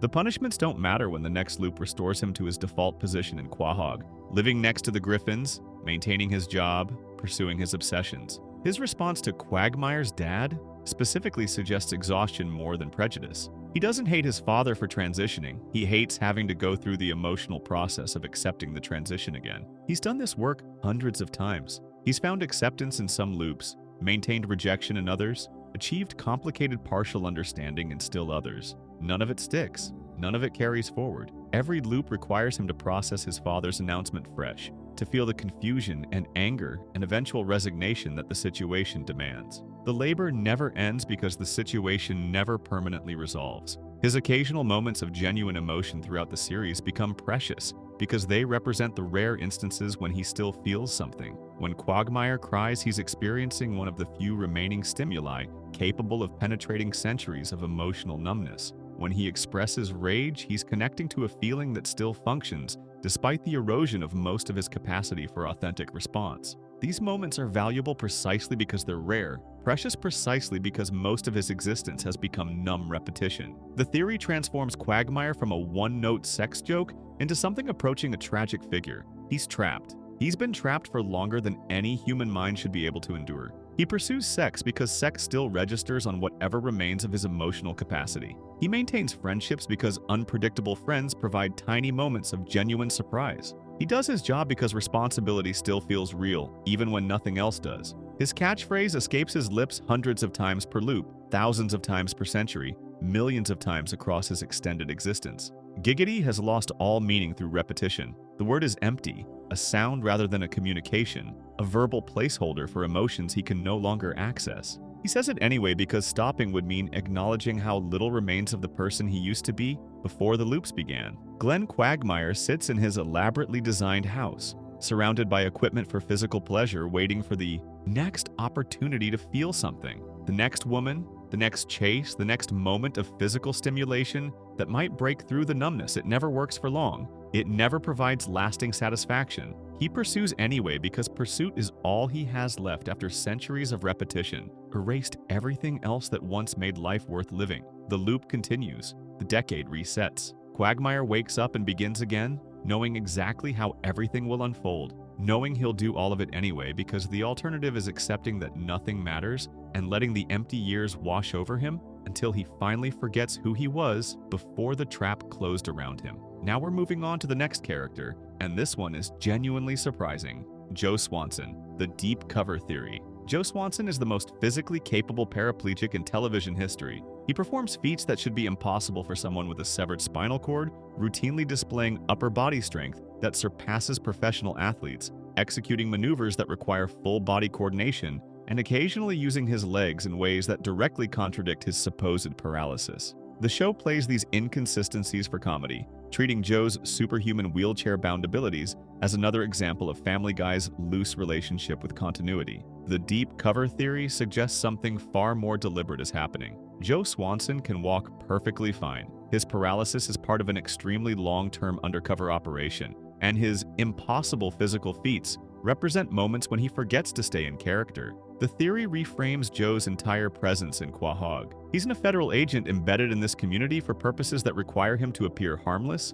sympathetic, and physically limited. The wheelchair provides perfect cover. Nobody suspects the paraplegic of anything. Nobody watches the disabled man in their neighborhood with the same scrutiny they'd apply to an able-bodied stranger. Joe's paralysis grants him access to spaces and conversations that would otherwise be closed to law enforcement because people don't guard themselves around someone they perceive as vulnerable. His origin story about Bobby Briggs shooting him on a Ferris wheel has changed multiple times throughout the series. Sometimes he was injured fighting the Grinch. Sometimes the details shift in ways that suggest improvisation rather than memory. These inconsistencies aren't continuity errors. They're a cover story that Joe hasn't fully committed to memory because it was fabricated by handlers rather than lived through personally. Real trauma victims remember their injuries with painful clarity. Undercover agents working from manufactured backstories sometimes lose track of which version they're supposed to be telling. The episode Joe's Revenge provides compelling evidence for this interpretation. When Bobby Briggs escapes from custody, Joe mobilizes immediately with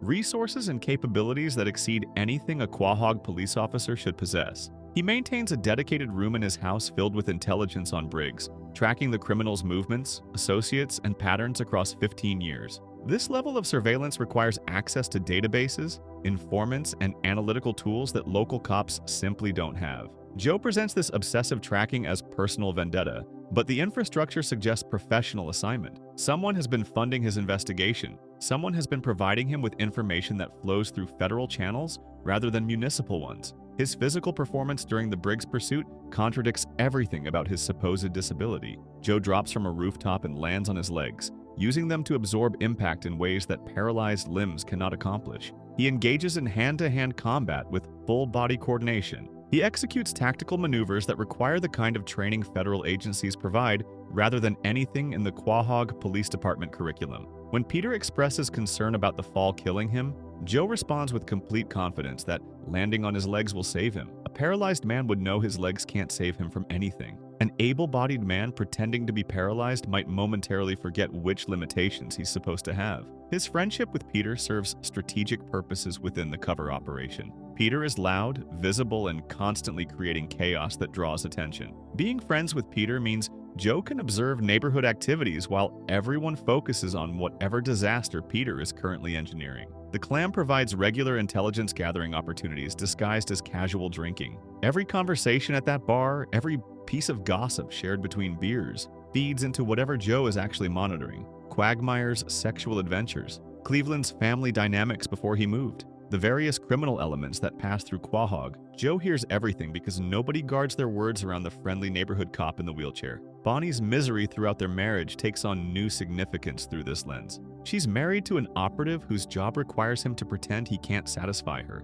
can't participate fully in their relationship, can't be the husband she deserves. Her affair with the French man in Foreign Affairs might represent her unconsciously recognizing that something is wrong with her marriage beyond Joe's physical condition. She's attracted to someone whose identity isn't manufactured, whose personality isn't a performance, whose presence in her life isn't part of an assignment she doesn't know exists. Joe's anger issues become evidence rather than character flaw through this interpretation. He screams at his family, expresses rage disproportionate to circumstances, demonstrates emotional volatility that seems disconnected from the mild-mannered cop persona. This volatility reflects the psychological strain of maintaining a false identity for years. Deep cover operations damage the agents who perform them. The longer the assignment continues, the more the operative's real personality bleeds through the constructed one. Joe's outbursts are his authentic self fighting against the constraints of his cover identity, genuine frustration escaping through cracks in the performance. His son Kevin's military service and subsequent faked death create interesting complications for the theory. Kevin would have grown up watching his father pretend to be paralyzed, possibly without knowing the truth, possibly as part of the cover himself. Kevin's decision to fake his own death and assume a new identity mirrors what Joe has done on a larger scale. The son learned from the father that identity can be manufactured, that you can walk away from who you're supposed to be. Kevin's choices reflect patterns he absorbed from a parent whose entire life was performance. The Quahog Police Department's tolerance for Joe's behavior suggests higher authorities protecting his position. Joe has engaged in actions that would get normal officers fired or prosecuted. He's crossed jurisdictional boundaries, used excessive force, pursued personal vendettas on department time. His job security remains intact because people above the local chain of command ensure he stays in place. The assignment requires him to be a Quahog cop, so a Quahog cop he remains regardless of whatever rules he breaks in that role. His physical capabilities during various episodes exceed what any wheelchair user could achieve. Joe has beaten able-bodied opponents in fights. He's performed athletic feats that require legs for balance and power generation. He's moved in ways that demonstrate muscle control below his supposed injury site. The show frames these moments as Joe being exceptionally strong despite his disability, but strength doesn't explain coordinated movement in paralyzed limbs. His body works because his body was never actually damaged. The wheelchair is a prop, the paralysis is theater. Joe's revenge culminates in Joe shooting Bobby Briggs in both legs, crippling the man who supposedly crippled him. This act of poetic justice reads differently through the deep cover lens. Joe is creating a genuine paraplegic to match his fake one, manufacturing a real victim to retroactively validate his cover story. If questions ever arise about Joe's injury, Briggs can confirm the shooting occurred. The fact that Joe's legs work fine doesn't matter if everyone believes the official narrative about what happened on that Ferris wheel. His relationship with his wheelchair demonstrates suspicious expertise. Joe modifies and upgrades his chair constantly, treats it as equipment rather than medical necessity, approaches it with the technical familiarity of someone who chose this tool rather than being forced into it. Genuine wheelchair users develop relationships with their chairs born of dependence and adaptation. Joe's relationship with his chair looks more like a soldier maintaining their gear, keeping their equipment ready for whatever the mission requires. The Mexican border sequences in Joe's Revenge showcase capabilities that small-town cops simply don't possess.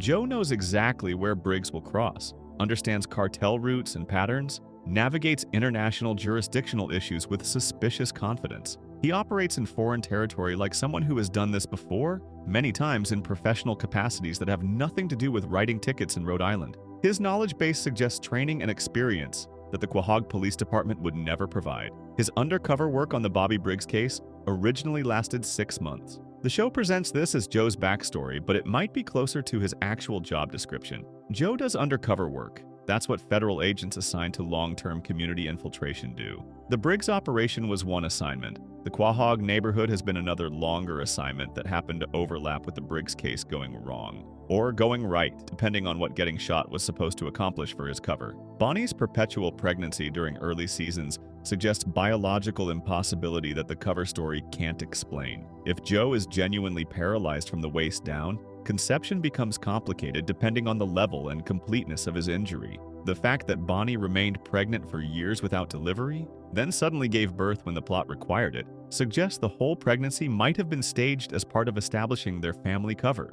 Susie exists to make Joe and Bonnie look like a normal suburban family rather than an operative and his handler or unwitting wife. His voice changes register when he's engaged in physical confrontation versus domestic interaction. Calm, Joe speaks in certain tones. Combat, Joe drops into different vocal patterns entirely, the voice of a trained operative rather than a neighborhood cop. Voice modulation is a skill undercover agents develop, maintaining consistent performance across different contexts. Joe's voice slipping reveals the separation between his cover identity and whoever he actually is underneath the performance. The intelligence room in his house that Peter and Quagmire discover contains work product that no individual cop could generate alone. The accumulated information on Briggs represents institutional resources, access to databases and surveillance systems, analytical frameworks that agencies develop and individual officers adopt. Joe has been using federal tools to track a supposedly personal obsession. The resources reveal the reality. This was never personal. This was always professional, framed as personal to explain why a paralyzed local cop would dedicate such effort to a cold case. His occasional use of his legs during action sequences isn't the show being inconsistent. Joe is being inconsistent, breaking cover when adrenaline overrides training, using his fully functional body when survival demands it. The moments pass quickly. Nobody in universe seems to notice or remember that Joe just walked, just ran, just used his legs in ways that should be impossible. The mission continues. The cover holds. Joe returns to his wheelchair and everyone proceeds as if nothing strange happened. His marriage to Bonnie might be part of the assignment rather than genuine relationship. Deep cover often requires operatives to establish families, create roots, build the kind of life that makes long-term community presence believable. Bonnie could be another agent playing a role, or she could be an innocent civilian, married to someone she doesn't actually know. Her unhappiness might reflect suspicion she can't consciously articulate, awareness that something fundamental about her husband doesn't add up. The theory explains why Joe stays in Quahog, despite his capabilities and ambitions. A paralyzed cop has limited career options, but Joe demonstrates abilities that would advance him rapidly in any law enforcement context. He stays because the assignment requires him to stay. Whatever he's monitoring in Quahog, whatever intelligence he's gathering, matters more than his career advancement. The wheelchair keeps him in place, provides justification for not pursuing promotions that would take him elsewhere, maintains his position in the neighborhood where his actual work is happening. Joe Swanson sits in his wheelchair at the Drunken Clam, listening to Peter complain about Lois, watching Quagmire chase women, absorbing information that filters through casual conversation. His legs work fine beneath the blanket that always covers them. His spine is intact. His body is capable of everything he occasionally demonstrates before remembering to perform disability again. The mission continues. The cover holds. The friendly paraplegic cop next door keeps watching, keeps listening, keeps gathering whatever intelligence justified placing a federal asset in this particular Rhode Island suburb.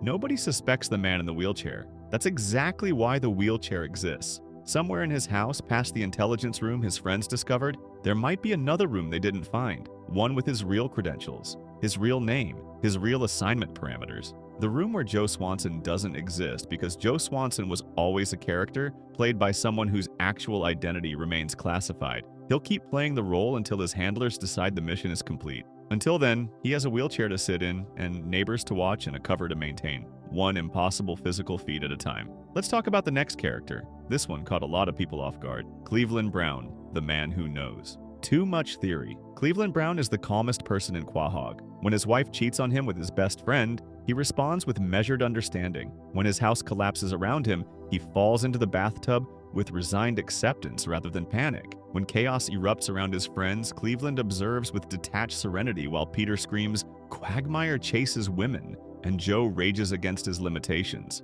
His emotional flatline has become a running joke throughout the series, but the consistency of his non-reaction suggests something deeper than personality. Cleveland Brown is running from something terrible, and his supernatural calm represents the practiced composure of someone who has witnessed horrors that make everyday disasters seem trivial. The theory proposes that Cleveland possesses knowledge so dangerous that revealing it would destroy him and everyone around him. His calm demeanor masks constant hypervigilance, the surface stillness of someone who learned long ago that visible fear attracts predators. Whatever Cleveland knows, whatever he did, whatever he witnessed, it taught him that survival requires appearing harmless, unremarkable, forgettable. The slow speech pattern, the gentle disposition, the reluctance to engage in conflict all serve the same purpose, making Cleveland Brown invisible to whoever might be looking for him. His move to Stool Bend, Virginia for his spin-off series represented flight rather than opportunity. The official explanation involved reconnecting with his high school sweetheart Donna, building a new life, starting fresh. The theory interprets this move as Cleveland running from something in Quahog, putting distance between himself and whatever threat forced him to abandon his friends, his home, his established identity. Virginia offered anonymity. A black man in a small southern town attracts less scrutiny than the same man in a Rhode Island suburb, where everyone knows everyone else's business. His return to Quahog after the spin-off ended carries ominous implications. Cleveland came back because staying away no longer protected him. Whatever he fled had found him in Virginia, had made his continued exile pointless, had demonstrated that distance provided no safety. His return represents surrender rather than homecoming, acceptance that he'll face whatever's coming in the place where it all began, rather than dying alone in unfamiliar territory. The friends who welcomed him back never asked why he left or why he returned, because Cleveland doesn't invite questions, and people instinctively sense that asking would be unwise. In the episode The Cleveland-Loretta Quagmire, Cleveland discovers that his wife Loretta has been sleeping with Quagmire. The revelation should devastate him. His wife betrayed him with one of his closest friends, violating both his marriage and his friendship in a single act of infidelity. Cleveland's response defies every expectation. He apologizes to Loretta for not being passionate enough. He tells her he loves her as she walks out the door. He forgives Quagmire almost immediately, refusing to hold the betrayal against him. Peter has to literally dress as Quagmire and simulate sex acts to provoke any emotional response from Cleveland, and even then, the anger fades quickly. This reaction makes no sense for a normal person experiencing normal betrayal. The theory explains it perfectly. Cleveland has experienced things that make his wife's affair seem insignificant. He's seen violence, participated in activities, witnessed events that recalibrated his emotional responses permanently. Loretta sleeping with Quagmire barely registers on a scale that includes whatever Cleveland actually fled. His calm acceptance isn't spiritual enlightenment or emotional repression. He genuinely doesn't care very much because he's learned to reserve his fear and anger for threats that actually matter.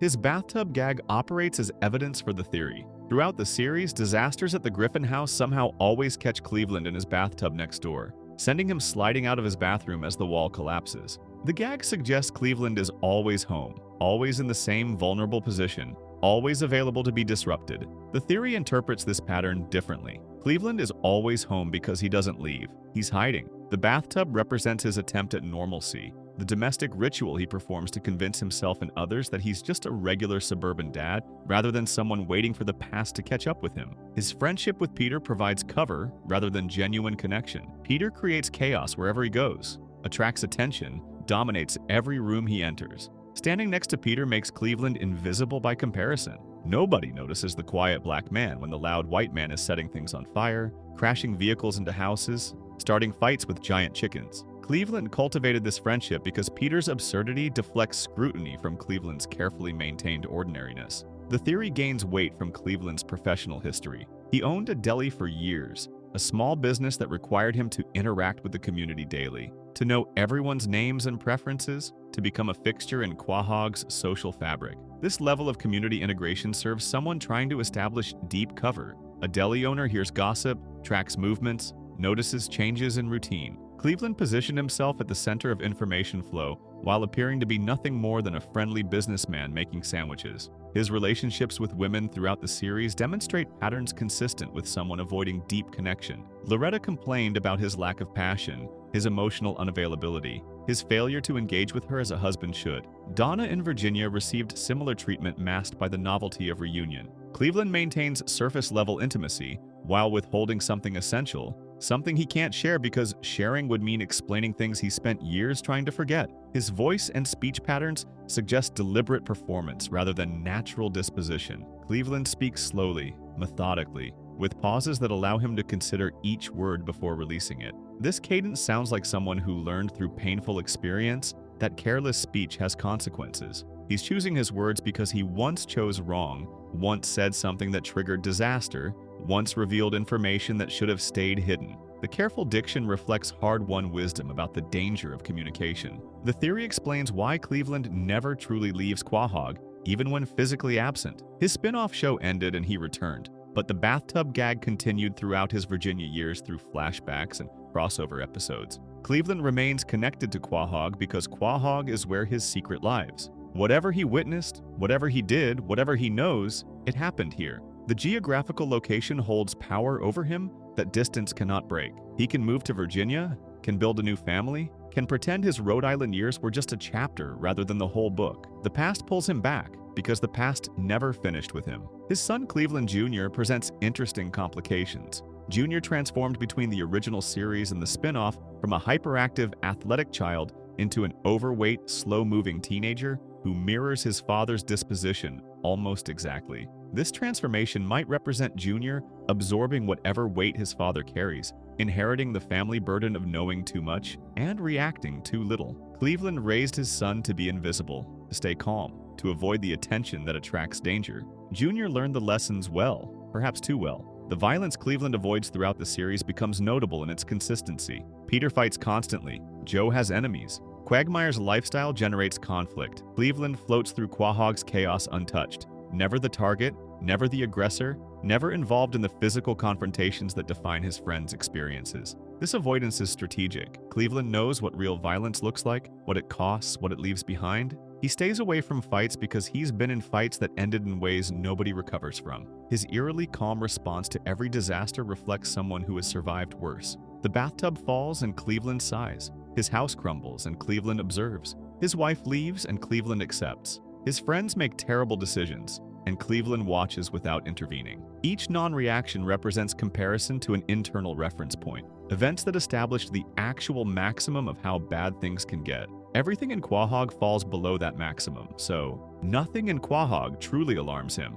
The theory transforms Cleveland from a one-note character into something approaching tragic figure. He's conserving his emotional energy for the confrontation he knows is coming, the moment when whoever he's fleeing finally arrives, when whatever he knows finally matters, when the careful, ordinary life he built in Quahog finally collapses like his bathroom wall. His presence at the Drunken Clam every night with Peter, Joe, and Quagmire serves surveillance purposes as much as social ones. Cleveland monitors his friends because his friends connect him to the community, and the community connects him to information about whether strangers are asking questions, whether unusual people have arrived in town, whether the past is approaching. The beer provides cover. The conversation provides intelligence. Cleveland sits and listens and watches and waits. Whatever Cleveland knows, he'll carry it to his grave. The secret doesn't belong to him alone, and revealing it would endanger people beyond himself. His silence protects others as much as it protects him, makes his calm demeanor something approaching noble rather than simply strange. He could tell, he could explain, he could finally share the weight he's carried since before the series began. Doing so would destroy lives, possibly including his own, certainly including people he cares about despite his emotional unavailability. Cleveland Brown slides down from his collapsing bathroom, lands in his detached bathtub, sighs his characteristic sigh as he comes to rest in his neighbor's yard. Peter apologizes. Cleveland accepts. The pattern continues because the pattern is all Cleveland has left, the ritual of ordinary life that keeps him grounded, while his mind processes threats his friends cannot imagine. Somewhere in Cleveland's past, something happened that cannot be discussed. Somewhere in Cleveland's present, someone waits for him to slip. Somewhere in Cleveland's future, the calm will finally break, and whoever he's been hiding from will arrive. Until then, he makes sandwiches, drinks beer with friends, falls into bathtubs, and maintains the perfect performance of a man with nothing to hide. The performance is excellent. The performance has lasted for years. The performance will continue until whatever Cleveland knows becomes relevant again, until the secret demands acknowledgement, until the man who knows too much finally has to decide whether survival is worth the price of continued silence. Bonnie Swanson, the psychic parasite theory. Bonnie Swanson was pregnant for over 7 years. The show treated this impossibly extended pregnancy as a running joke, a sight gag that persisted across more than 100 episodes without explanation or resolution. She finally gave birth to Susie in Ocean's 3.5, ending a gestation period that defied every law of human biology. The joke worked because it was absurd, because no real woman could remain pregnant for nearly a decade, because the show's loose relationship with continuity allowed such impossibilities to exist without scrutiny. The psychic parasite theory suggests the pregnancy was never a joke at all. It was evidence that Bonnie Swanson isn't human. She's an entity that feeds on frustration, suffering, and emotional anguish. And her impossibly long pregnancy served a specific purpose, storing enough psychic energy to sustain herself indefinitely. The theory reframes everything about Bonnie's presence in Quagmire. She arrived in the neighborhood already pregnant, already attached to Joe, already positioned to harvest the suffering that his disability would generate for decades. Joe's paralysis provides an endless, renewable source of the frustration she consumes. Every struggle with his wheelchair, every limitation he faces, every moment his disability prevents him from being the husband and father he wants to be, generates energy that Bonnie absorbs. His suffering sustains her existence in ways that human food never could. Her pregnancy extended for years because she was storing energy. Human women carry babies for 9 months because human biology operates on human timelines. Bonnie's pregnancy continued until she had accumulated enough psychic reserves to function independently, to maintain her human disguise without constant feeding, to survive periods when Joe's suffering might temporarily decrease. Susie's birth marked the moment when Bonnie's reserves reached capacity, when she had harvested enough anguish to last for years. The baby was incidental to the process. The storage was the point. In the episode Foreign Affairs, Bonnie travels to Paris with Lois for a vacation. She announces immediately and without shame that she came specifically to have an affair, to find a man and cheat on Joe. This declaration shocks Lois, who expected museums and croissants rather than infidelity planning. When Lois protests, Bonnie responds with chilling detachment. Joe and I have been growing apart for a long time. Besides, we've had a good run. We've been married for 80 years. When Lois expresses confusion, Bonnie clarifies, well, that's in married to a handicapped guy years. The psychic parasite theory interprets this episode as predatory behavior rather than marital dissatisfaction. Bonnie isn't seeking romance in Paris. She's hunting. The affair represents the entity extending her feeding range beyond Joe to consume the emotional energy of new victims. Francois, the French man she seduces, provides fresh suffering when the affair inevitably complicates. When Lois intervenes, when Joe flies across the Atlantic to confront the situation, when everyone involved experiences the pain that affairs generate. Bonnie orchestrated every moment, manufactured circumstances that would produce maximum emotional anguish for everyone involved, then consumed the results. Her statement about being married for 80 years and married to a handicapped guy years reveals something crucial about her perception of time. The conversion suggests she measures experience differently than humans do, calculates duration according to standards that don't match human timelines. An entity that has existed for centuries might perceive a decade with Joe as equivalent to human lifetimes, might measure time by suffering absorbed rather than calendar years past. The casual cruelty of the comment, reducing her husband's disability to a unit of measurement for her own inconvenience, shows something inhuman leaking through the performance. Her voice provides evidence that most viewers dismiss as simple character design. Bonnie speaks in a breathy, detached monotone that never quite matches the emotional content of her words. She sounds disconnected from conversations she's participating in, as if operating her human body requires effort that leaves little energy for authentic vocal expression.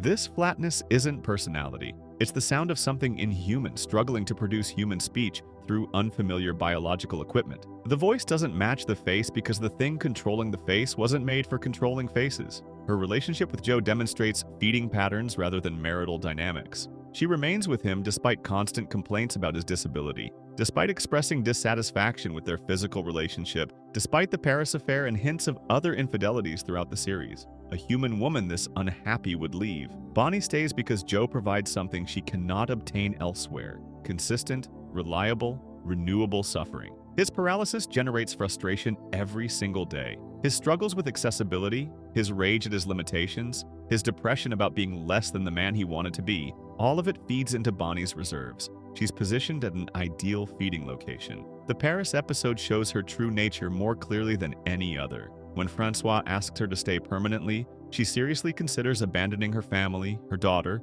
her entire American existence for a man she met days earlier. This willingness to discard everything suggests those things never mattered to her in the first place. Joe, Susie, their home in Quagmire, all of it represents feeding infrastructure rather than genuine attachment. She'd leave it all behind if a better feeding opportunity presented itself. Her treatment of their children supports the parasite interpretation. Kevin joined the military, went to war, faked his own death, and returned traumatized and broken. These experiences generated enormous suffering that Bonnie could harvest. Susie was born after years of pregnancy storage, existing primarily as cover, as evidence of normalcy, as the child that makes Bonnie look like a regular suburban mother rather than whatever she actually is. Neither child receives the warmth that human mothers typically provide because Bonnie lacks the capacity for warmth. She maintains the appearance of maternal behavior while feeling nothing that human mothers feel. Her interactions with Lois reveal the entity's intelligence and manipulation. Bonnie cultivated friendship with Lois because Lois connects her to the Griffin family's chaos, to Peter's disasters, to the suffering that radiates from that household constantly. Being Lois's friend means proximity to fresh sources of anguish.